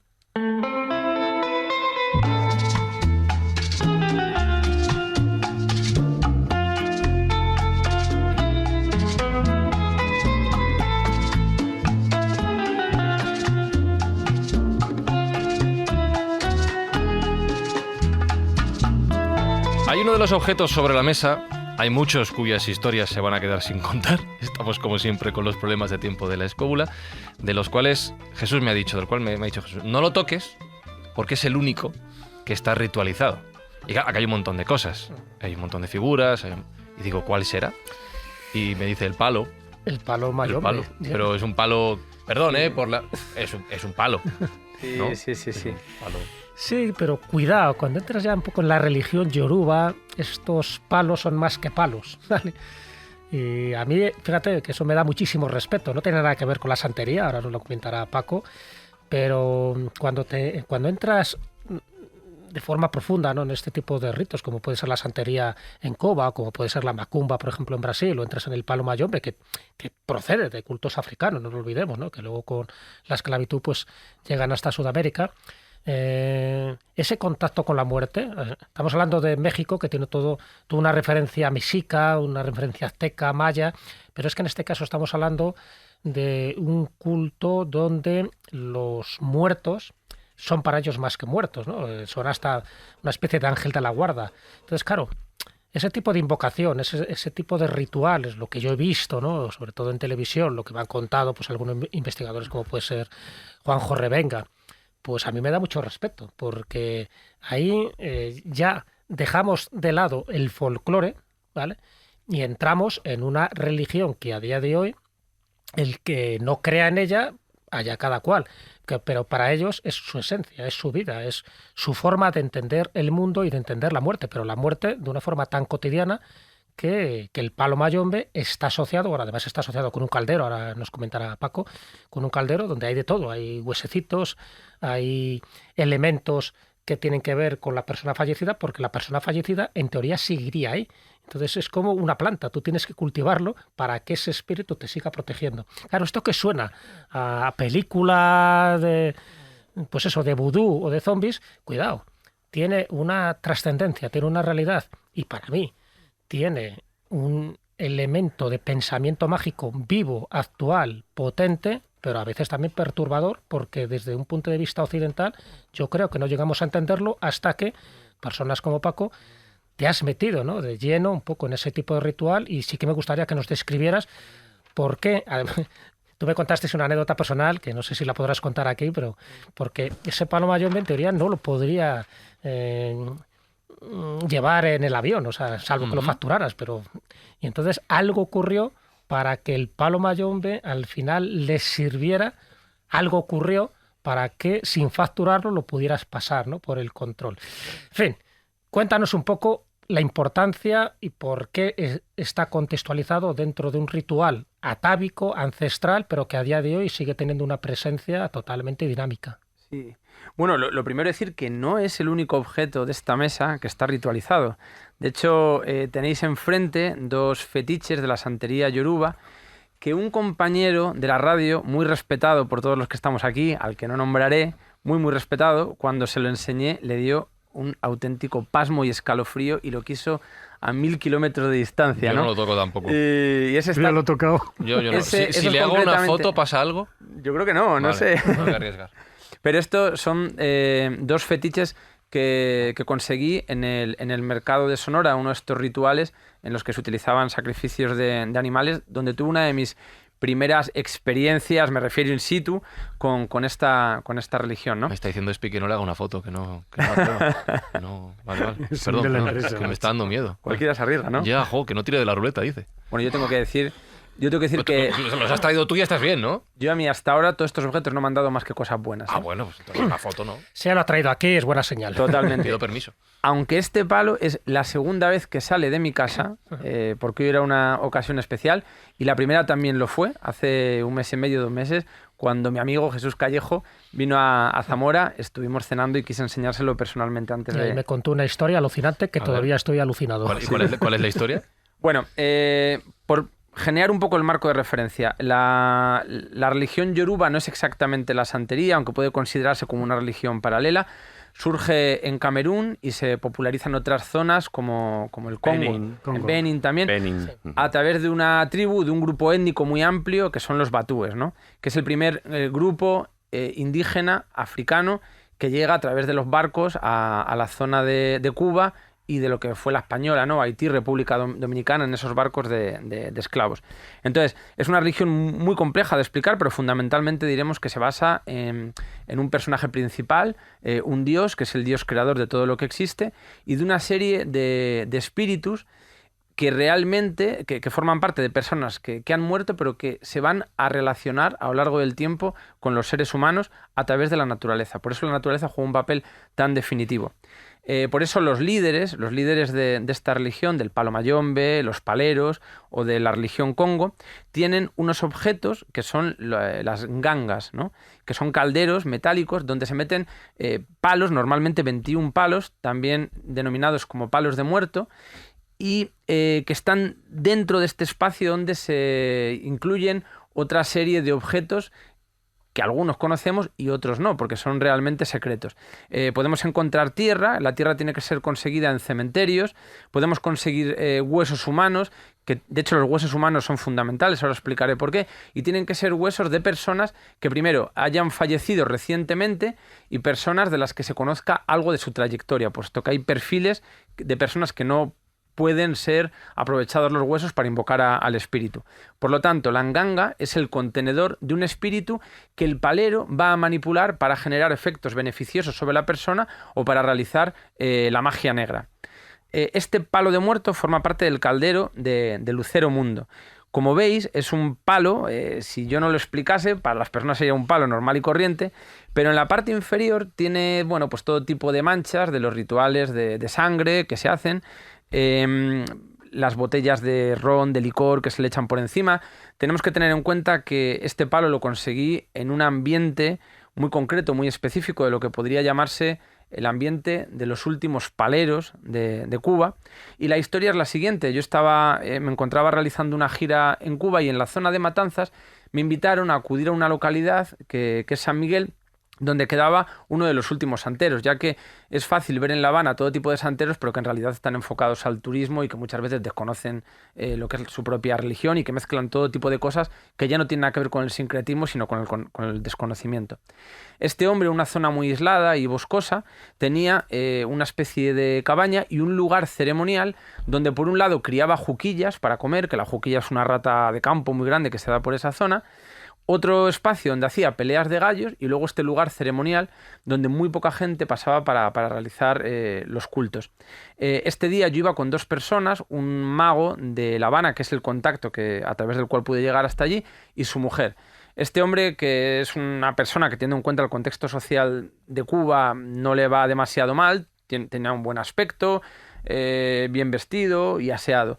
Digo esto porque cuando pasamos, lo primero que llamó poderosamente mi atención es que este palero me dejó pasar, pero cuando fue a pasar mi amigo le dijo: tú no puedes entrar. Él se quedó sorprendido y le dijo: bueno, ¿pero por qué?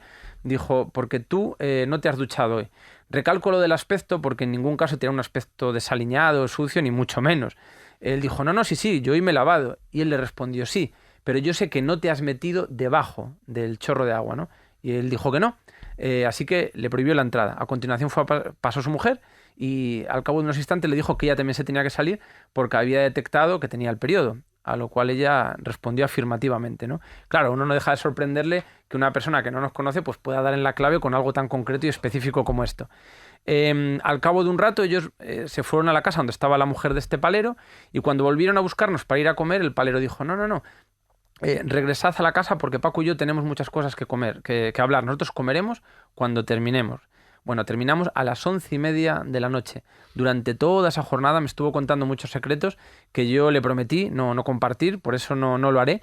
Pero sí recuerdo que cuando ya me marchaba yo le dije: va a ser tan complicado para mí entender una religión tan sofisticada como esta, que quiero hacerte una pregunta concreta y que esa respuesta me pueda acompañar, ya que toda esta cantidad ingente de información es muy difícil que pueda interiorizarla. Y me dijo: claro que sí, pregúntame lo que tú quieras. Y yo le dije: si a todos nos acompaña un espíritu, ¿cuál es el espíritu que a mí me acompaña? Y él me dijo: el tuyo es Lucerito. Dijo: porque Lucero es el encargado de abrir caminos y a ti, dentro del ilusionismo, te ha tocado abrir un camino que es muy polémico y que seguramente te está, bueno, pues generando enemistad con muchas personas. Yo no le había contado él absolutamente nada de mi trayectoria y de lo que yo estaba haciendo. Él no sabía nada de mí, no tiene internet, no tiene contacto con el exterior, ¿no? Y efectivamente me pilló en una época de mi vida en la que me estaban ocurriendo muchas cosas. Cuando yo me iba, él me dijo: quiero hacerte un obsequio, puesto que tu espíritu es Lucerito, quiero darte un palo de muerto para que te acompañe. Y sacó este palo de la nganga de Lucerito y me lo ofreció. Pero yo al día siguiente actuaba en Santiago de Chile y sabía que no me lo iban a dejar pasar en el control. Yo no facturaba y mi equipo ya estaba montando en el teatro en Chile, así que le dije: mira, no quiero llevarme un objeto tan poderoso e importante como este que acabe en algún cubo de basura de un aeropuerto. Él me dijo: no te preocupes, Lucerito te acompaña, y esta frase yo no la olvidaré nunca. Dijo: si tienes cualquier problema, toca las puntas del palo y Lucerito proveerá por ti.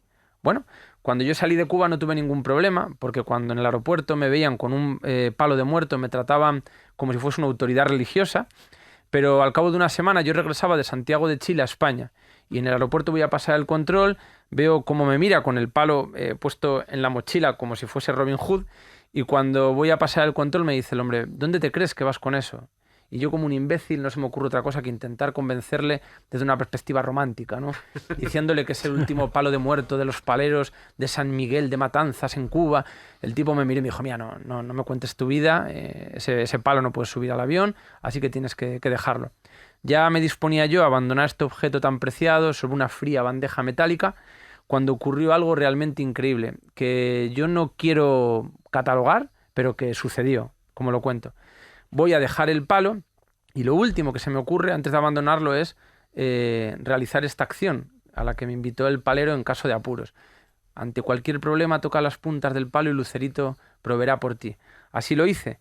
Simultáneamente, mientras a la vez que yo tocaba las dos puntas del palo, noto que alguien toca mi hombro. Me giro y veo a una chica de unos 23, 24 años que me pregunta en el aeropuerto de Santiago de Chile, perdona, ¿eres Paco González? Le digo, sí, soy yo. Me dice, mira, yo soy maga, me encanta lo que haces, te he ido a ver al teatro, siempre que vienes voy a tus conferencias, te sigo mucho, ¿me puedo hacer una foto contigo? Hombre, por supuesto que sí. Me hago la foto, charlo con ella un rato, y cuando me despido y me dispongo a marcharme, algo me da un flashazo, ¿no? Y entonces me doy la vuelta y veo que ya se está marchando a unos 3 o 4 metros y observo que llevaba un chaleco reflectante y un logotipo en la parte de atrás. Y intuitivamente le pregunté, perdona, ¿ese chaleco de qué es? Entonces ella se gira y me dice, trabajo en el equipo de seguridad del aeropuerto de Santiago de Chile. Así que no me lo podía creer, le conté lo que había ocurrido y me dijo, no te preocupes, que este palo va a pasar, yo me hago cargo, lo vas a pasar por un control, pero diferente, le vamos a explicar un poco todo esto. Así que llegué con este palo a la casa de mi madre para enseñárselo y la historia termina de la siguiente manera. Mamá, el palo de muerto del último santero de La Habana, ¿qué te parece lo que me ha ocurrido? Sus poderes mágicos inexplicables. Mi madre me miró al palo sin entender nada, me miró a mí y sus últimas palabras, y con las que terminan esta historia, fueron: niño, lávate las manos y baja eso para abajo, que esto es una guarrería, sácalo de la cocina. Un baño de realidad. Un baño de realidad total, sí. Mi madre hubiera dicho lo mismo. No, me gusta. Pero qué palero ni qué palo. Parte de la magia de este programa es cómo cuentan las historias, que nos tienes a todos absortos. Yo espero que los escubreros también. Y Jesús, antes cuando has introducido el tema, y no es la primera vez que lo noto, mira que tú has estudiado creencias, religiones, todo tipo de ritos, pero cuando hablas de los ritos en Cuba, lo haces con un especial respeto. No quiero decir creencia, porque lo has dejado claro, pero con un respeto especial. Sí, a ver, en general, siempre que he tocado temas de espiritualidad, de religión, los toco con respeto. Sí, siempre. Que cada uno crea lo que crea, pero es verdad que hay cultos que son, por decirlo así, como más luminosos, vamos a llamarlo así. Yo estoy hablando del taoísmo, que más que una religión es una filosofía, incluso de distintas ramas del budismo, pero cuando hablamos de este tipo de cultos, sí es verdad lo que está diciendo Paco, que hay también una parte muy potente de ayuda, de protección, pero también hay una parte oscura. Esa parte oscura a mí es la que me preocupa en función de las cosas que sé o de las cosas que me han contado. Es un terreno en el que yo no entraría de una forma alegre, ¿sabes? Y menos en determinados lugares, como puede ser Haití, ¿no? Donde, fíjate, una isla relativamente pequeña como es la Española, ¿no? Donde la República Dominicana lo comparte con Haití y, sin embargo, ves esos dos contrastes de una forma radical, ¿no? Entonces, ¿por qué siempre me da como un cierto apuro adentrarme, incluso profundizar en ese tipo de temas? Porque creo que hay algo ahí como todavía muy vivo, muy dinámico. Ya sabéis un poco mi teoría también de los lugares mágicos, que los hay activos y totalmente desactivos. Pues lo mismo pasa también con ciertos cultos y con ciertos objetos, que hay algunos que están para formar parte de un museo y hay otros que, cuidado, manténles a una cierta distancia, porque el que estén ritualizados, creas o no creas en ellos, sabes que hay pues un tipo de, llámalo de ondas de forma o llámalo de un tipo de energía residual o estática que al final te puede afectar en función también de tus propias creencias.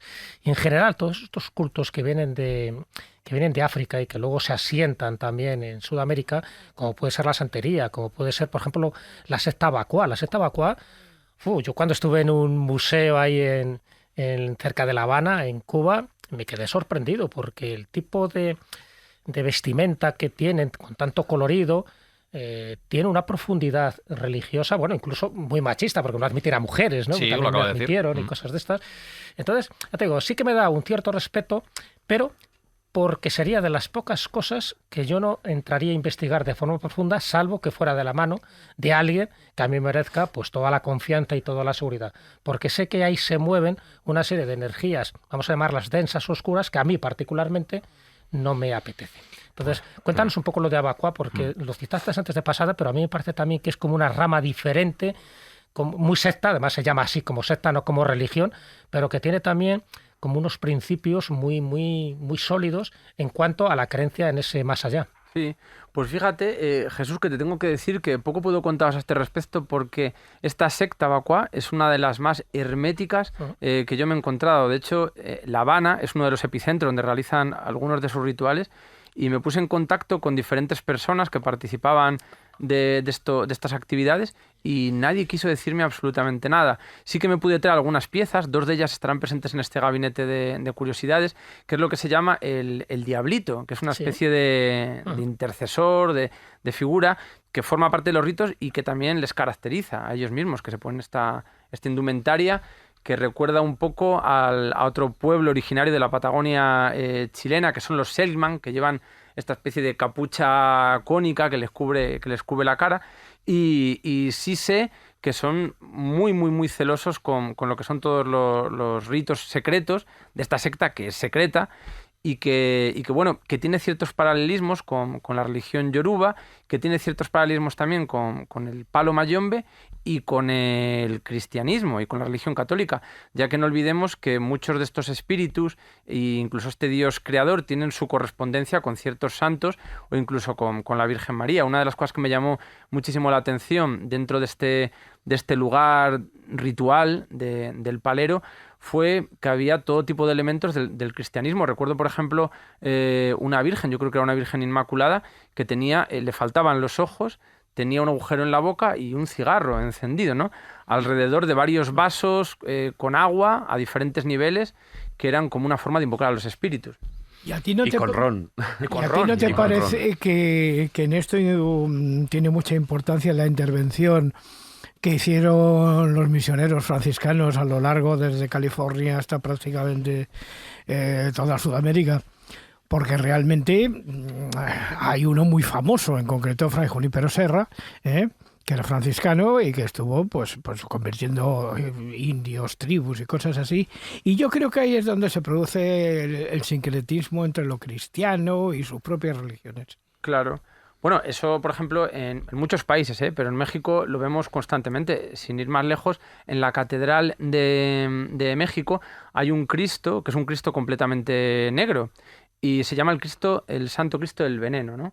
Hay una historia, una leyenda que dice que un sacerdote que le ponía una vela y le iba a rezar muy a menudo, antes de marcharse le besaba en los pies. Ese mismo sacerdote un día confesó a una persona que le dijo que había cometido un asesinato.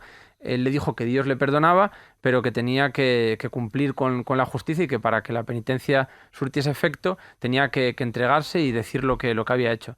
Este hombre se opuso y ante el miedo de que pudiese delatarlo, lo que hizo fue que un día se coló en la iglesia y roció los pies de este santo con un veneno, ¿no? Esperando que al ser besado pues provocase la muerte del sacerdote.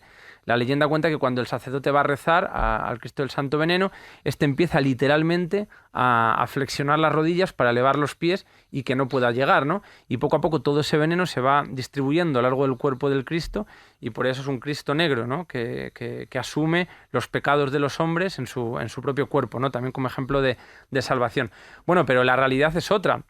Porque el Dios del cielo y de la tierra, que tendría correspondencia con la figura de Jesús de Nazaret, cuyo nombre impronunciable ahora mismo no me atrevo a decir, es también el Dios del cielo y de la tierra de los aztecas, al cual se le rendía culto en ese lugar con el que arrasó Hernán Cortés, donde estaban los mexicas, la actual Catedral de México DF, de Ciudad de México, y cuyo dios se caracteriza porque es el único del panteón azteca que es completamente negro, ¿no? Esto pasa también con la Virgen de Guadalupe, ya que en el cerro del Tepeyac había otra deidad, otra diosa azteca, que era la madre de todas las personas, ¿no? Al igual que lo es la Virgen de Guadalupe. Jesús, a mi izquierda está el palo. A la izquierda de David está el palo. Sí. Yo no sé si te da miedo tener el palo ahí cerca. Jesús, hablabas de respeto. Tú tienes las otras dos figuras a tu derecha sí, que habéis dicho que están ritualizadas. Que es un hombre y una mujer. Sí. ¿Sí? Cuéntanos. Bueno, estas dos figuras, como decía antes, vienen del mercado de Sonora, muy cerca del barrio Bravo, y las conseguí el día que fui a conocer a Doña Queta, que es la que inicia el culto a la Santa Muerte, que se ha popularizado en todo México. Es un culto, obviamente, anterior a Doña Queta, aunque no muy anterior, porque una de las cosas que me fascinan de México es que es capaz de coger cualquier elemento cultural que acaba de fusionarse con una influencia externa y convertirlo en tradición en muy, muy, muy poco tiempo. Ahí vemos el caso de la Catrina, por ejemplo, ¿no? la calavera garbancera, que es algo muy, muy novedoso. Bueno, Frida Kahlo también ayudó mucho a popularizarlo. Contribuyó mucho. No solo su marido, Diego Rivera, claro. Eso es. Pero bueno, en este barrio, concretamente el barrio de Tepito, donde se realiza la santería, donde se realiza los cultos a Satanás, a la Santa Muerte, y donde pude acudir, ya lo había intentado en varias ocasiones, pero me enfrentaba a un gran problema, y es que nadie quería llevarme. Yo le ofrecí incluso a un chofer privado pagarle lo que me pidiese a cambio de que me acompañase, ¿no? Nadie está tan loco como para hacer eso, así que tuve la suerte de que en esta última ocasión se encontraba en Ciudad de México un amigo mío español mago, cuya mujer se había criado en el barrio de Tepito, así que me invitó a acudir a esta capilla que ella conocía, cumpliendo una serie de protocolos, ¿no? Pues hicimos una especie de briefing para decidir por qué lugar exactamente íbamos a ir, dónde íbamos a aparcar el coche. Por supuesto, no podíamos llevar nada encima. Bueno, pues una serie de normas rigurosas que había que cumplir. Así lo hicimos y llegamos donde estaba esta mujer, Doña Queta, que montó el primer altar de Ciudad de México. Había otros en otras localidades, pero que no habían tenido prácticamente ningún tipo de impacto a nivel popular. Cuando Doña Queta crea este altar, se empieza a extender el culto a la Santa Muerte por todo el país y en otros países de Latinoamérica, en Estados Unidos y ahora cada vez más en Europa. Y bueno, pues genera un éxito que tiene que ver también con el lugar donde nace, ¿no? Un sitio donde, como dice José Alfredo Jiménez, la vida no vale nada, donde el narcotráfico extiende sus tentáculos para coger a la gente más vulnerable y hacerles formar parte de una estructura absolutamente peligrosa, delincuencial, y donde, como digo, la droga destruye el alma y el espíritu de todos sus vecinos, ¿no? Y en ese contexto donde nadie responde a las necesidades de una población de miles y miles de personas, la Santa Muerte les ofrece la protección que necesitan, en un lugar absolutamente increíble, ¿no? Yo veía esa figura de la Virgen de Guadalupe en el escaparate con la Santa Muerte y al lado Lucifer, y le preguntaba, bueno, ¿cómo puede estar Lucifer con Dios, ¿no? Y Doña Queta, que tenía un gato negro al que acariciaba entre sus piernas, me decía, es que la gente esto no te lo va a contar, pero Lucifer y Dios son primos hermanos. Yo le decía, hombre, pero Lucifer no parece muy bien que comulgue con las ideas del cristianismo, ¿no? Claro, pero es la antítesis que da validez al mensaje de Jesús. Ella me decía, y eso nosotros lo sabemos. Y cuando decía nosotros, miraba al gato y la acariciaba, ¿no? Y a mí esto me perturbaba muchísimo. Resulta que el gato era su marido, porque el marido había muerto hace unos años y el marido se había encarnado en este gato, que era asombroso, porque ella estaba en una zona de su casa, esquivaban a los que estaban por allí rindiendo culto a la Santa Muerte, pero este gato siempre permanecía sobre sus piernas. Algo increíble. Pero hay un tema simbólico importante aquí que hay que dejarle bien claro. Lucifer no solamente es digamos, el contrario a Jesús o a Dios. Es además el portador de la luz, claro, y está relacionado con el Hesperus y el Vesperus. Es que eso hay que verlo porque, por ejemplo, en Madrid tú sabes que tenemos una estatua dedicada al ángel caído, que es Lucifer. No es el diablo, es el ángel rebelde. El diablo tiene más que ver con con dioses que vienen de las culturas sumerias, tal como por ejemplo Baal o Belial. El diablo suele ser el gato, salvo ese que estás diciendo que era muy bueno. Sí, ¿no? Sí. Un gato que se llama Azrael, ¿no? Sí. Es totalmente cierto lo que dice Juan Ignacio, pero por otro lado hay una tendencia en México muy acusante a domesticar el mal, ¿no? Porque como el mal forma parte de todo y a uno le convierte en vulnerable respecto a ese mismo mal, la domesticación del mal o la confabulación con esas fuerzas malignas es lo que da una cierta sensación de estabilidad emocional y de seguridad ante los problemas del día a día. Claro, te quita el miedo. Claro. Claro. Oye, por ir cerrando el capítulo mexicano, ¿qué pintan todo esto los luchadores? Sí, hay 1, 2, 3, 4. Ahí has traído varios. Sí, los y luchadores una máscara. Y la máscara. Sí. con su máscara. Bueno, esto es tremendo, ¿no? Porque la primera vez que fui a ver la lucha libre de México fui sin prejuicios, siempre intento no tener prejuicios cuando me enfrento a una experiencia totalmente nueva para mí, pero me encontré con algo que bueno, pues que sobrepasó cualquier expectativa razonable. La lucha libre mexicana se ve como algo, desde Europa, como algo infantil, como una especie de burda teatralización que muchas veces comparamos con los peores clichés de la lucha libre de Estados Pues lo Unidos. que se hacía aquí también en el campo del gas. Sí. Hombre. Y cuando yo llego a este templo, que es el Arena Coliseo, pues me quedo perplejo ante algo que es prácticamente ritual, ¿no? Tenemos que tener en cuenta que, bueno, primero, ¿cómo surge la lucha libre?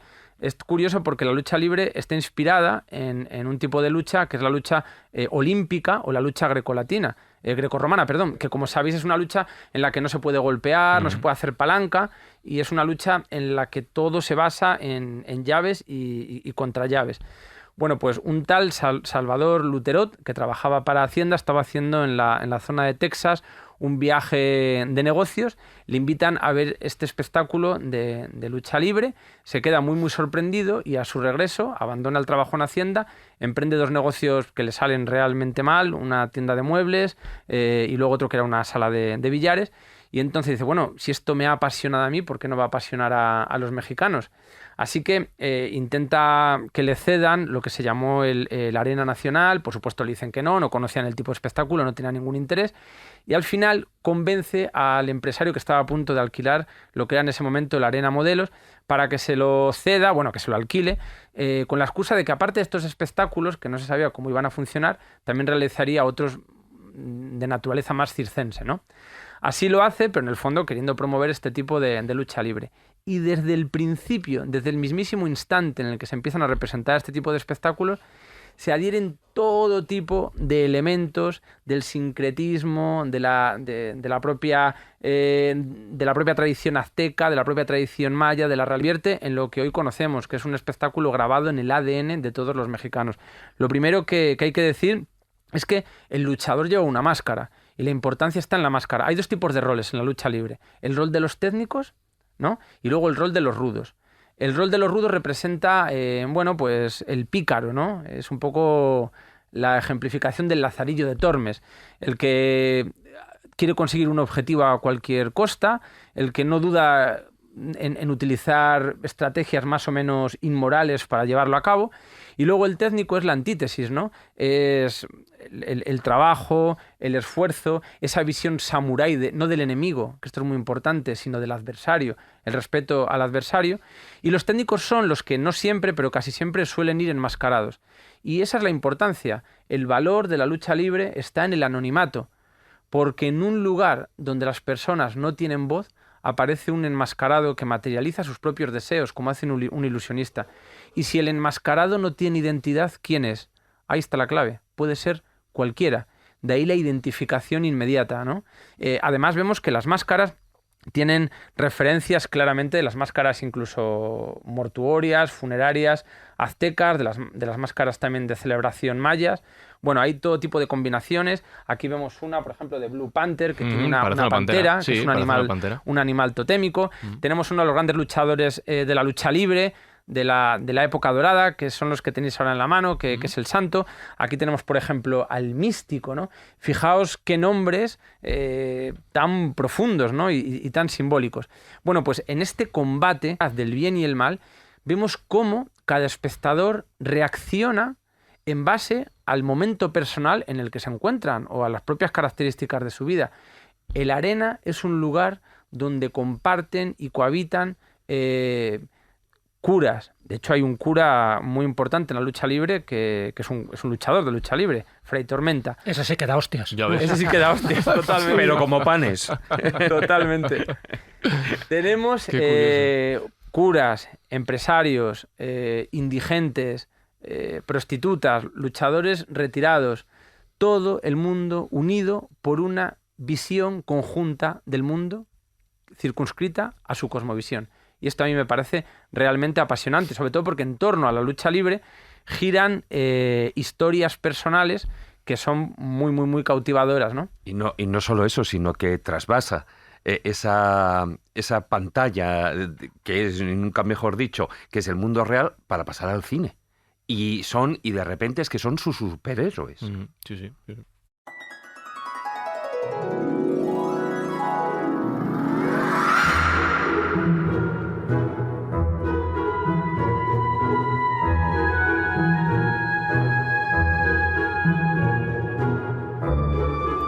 Explícame esto, Jesús.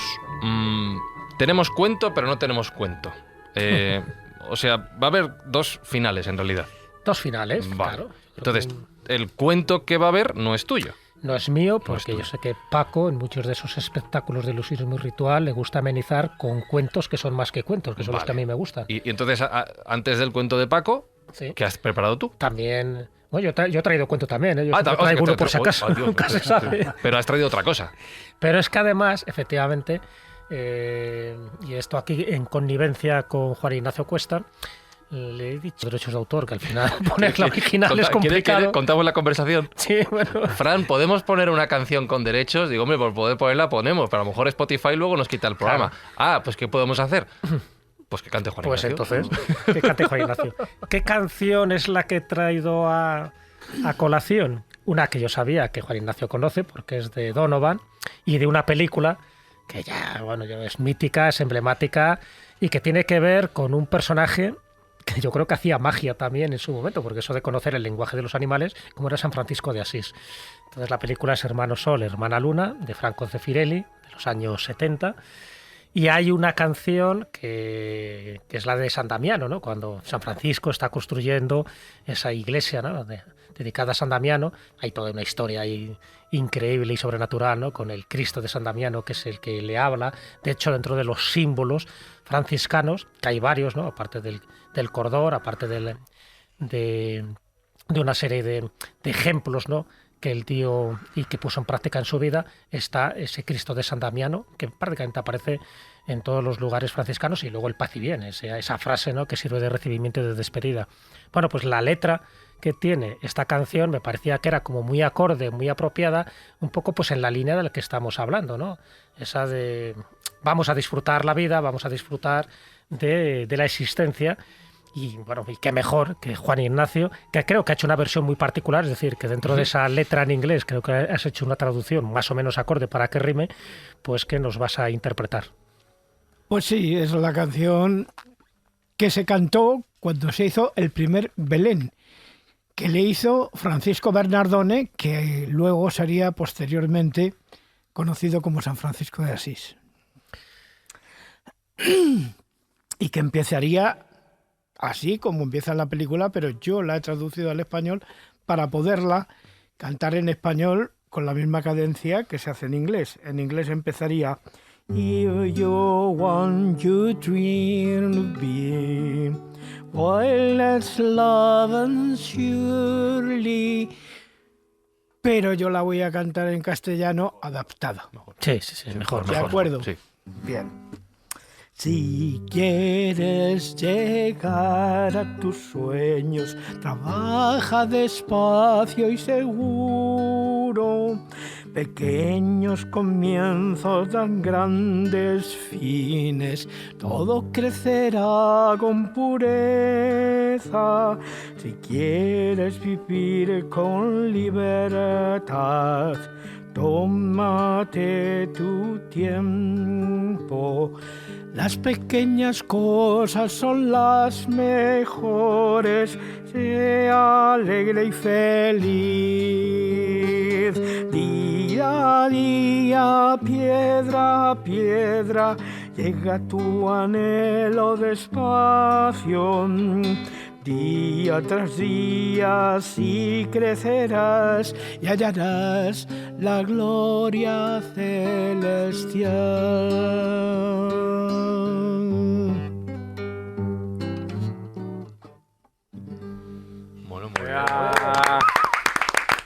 la adaptación de la letra, sí, cuadra perfecto. perfecto, perfecto. Bueno. Cuadra perfecto. Sí, además sí, me ha hemos visto un encantado, poco cómo el significado, ¿no?, de esta letra es: si quieres vivir la vida libre, tómate tu tiempo, en fin, el día a día, piedra a piedra, mira que hemos hablado de piedras, construye tu secreto, mira que el fundamento de la magia es el secreto, el día a día tú crecerás también, es decir, me parecía una letra como muy apropiada, no sabía muy bien por dónde iba a transcurrir la tertulia, como suele pasar habitualmente. Bueno, teníamos una fe ciega en ti, Paco, porque como ves, y yo creo que todos los oyentes lo acaban de comprobar, eres un contador de historias, eres un tusitala perfecto y lo narras de maravilla. Pero bueno, tampoco sabía exactamente qué temas en concreto saldrían de todo lo que tenemos expuesto en la mesa. Pero bueno, sí me parecía esta canción de San Damiano, que para mí es la escena favorita de una película que dura más de 2 horas y media, pues un poco como resumen de esa filosofía casi antropológica de la que estamos haciendo gala durante estas más de 2 horas.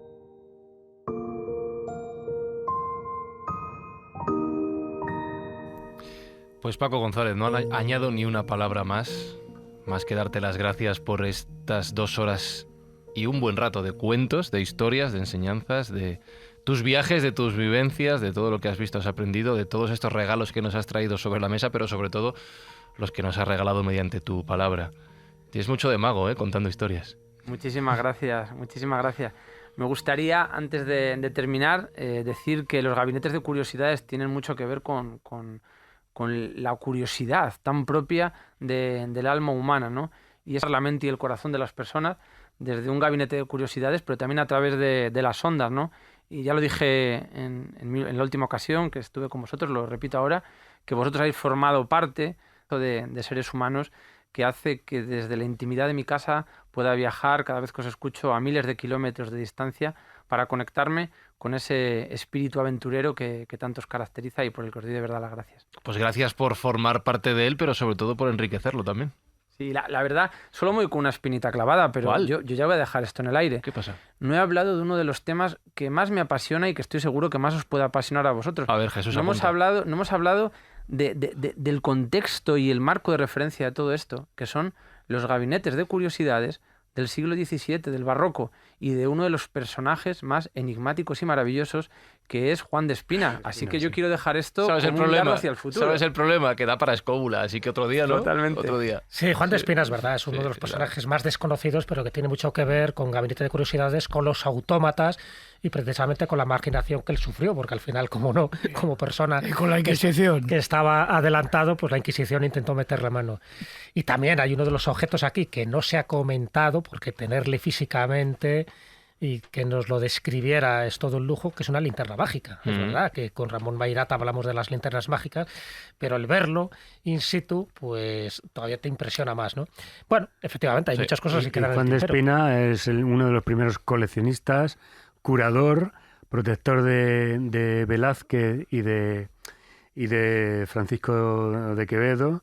Y bueno, pues hizo una colección de cuadros de Tiziano, Rafael, el Greco, Rubén, que ni te cuento. O sea, imagínate. Que me hacen una escobula y hay que cerrar. Paco, no des ideas, que entonces me creas un problema. Muchas gracias por haber venido y cerramos el programa. Un abrazo grande, Paco, de verdad. Gracias, amigos. Gracias por todo.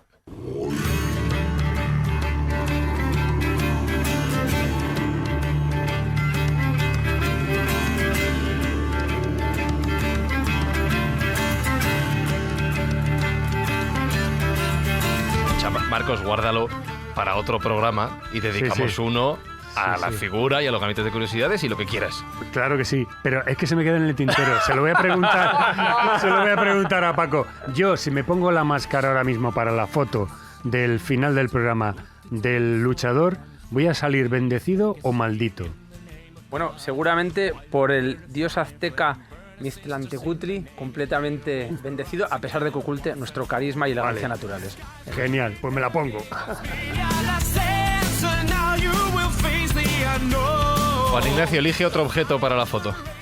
Póntelo. A mí lo que más me gusta es la linterna mágica, porque pues además yo construí una en su día. Pues la linterna. Eso también da para otra escóbula. Elige objeto, David. Bueno, primero, Marcos, ¿sabes cómo quedarás en la foto? Poseído. Así quedarás. Bueno, maravillado de tener aquí a Paco. Yo con eso ya, tenerle al lado en la foto, para mí es la mejor foto que se puede sacar. ¿Con qué te quedas tú, Jesús? De todos estos objetos. Sí. Yo me quedaría prácticamente con todos, pero bueno, puestos a elegir, posiblemente Es un problema, Mójate, dolor de mójate. cabeza, dolor con de el cabeza. león, no, Mójate. con el león hombre de Ulm, ¿no? De esos 35.000 años de antigüedad, porque me parece que es la primera manifestación artística donde da un cambio, donde se produce un chip ahí en esa parte creativa del ser humano, y que si somos lo que somos es porque fuimos lo que fuimos. Y aquí hay varios objetos que representan precisamente ese pensamiento mágico. ¿Sabes cómo fue, no? Por una pedrada. Y qué pedrada, madre mía, qué pedrada. Pues ahora nos hacemos la foto de grupo, de la que forman parte también Alberto Espinosa a los mandos técnicos, Laura Escarza a la producción y un servidor, Franny Zuzquiza. Yo creo que me quedo con la calavera de colores. Me ha gustado, me parece muy bonita y que pega muy bien con la sudadera que llevo puesta. Eso es. Y os recuerdo, escobuleros, como siempre, que nos tenéis en redes sociales, en facebook.com/la escóbula de la brújula, en Twitter, en Instagram, en @escobuleros. Esta semana es especialmente importante que visitéis nuestras redes sociales porque allí tendréis las fotos de los objetos a los que hemos ido fotografiando, de los que hemos ido hablando en el programa de hoy. Os recuerdo también que en iVoox tenéis más escóbula cada semana en la Extróbula. Vais a iVoox.com, a la web, a la aplicación, y tenéis más contenido en la escóbula cada semana. Creo que no me dejo nada. Así, decir que hasta la próxima semana, que en 7 días volvemos. ¡Chao!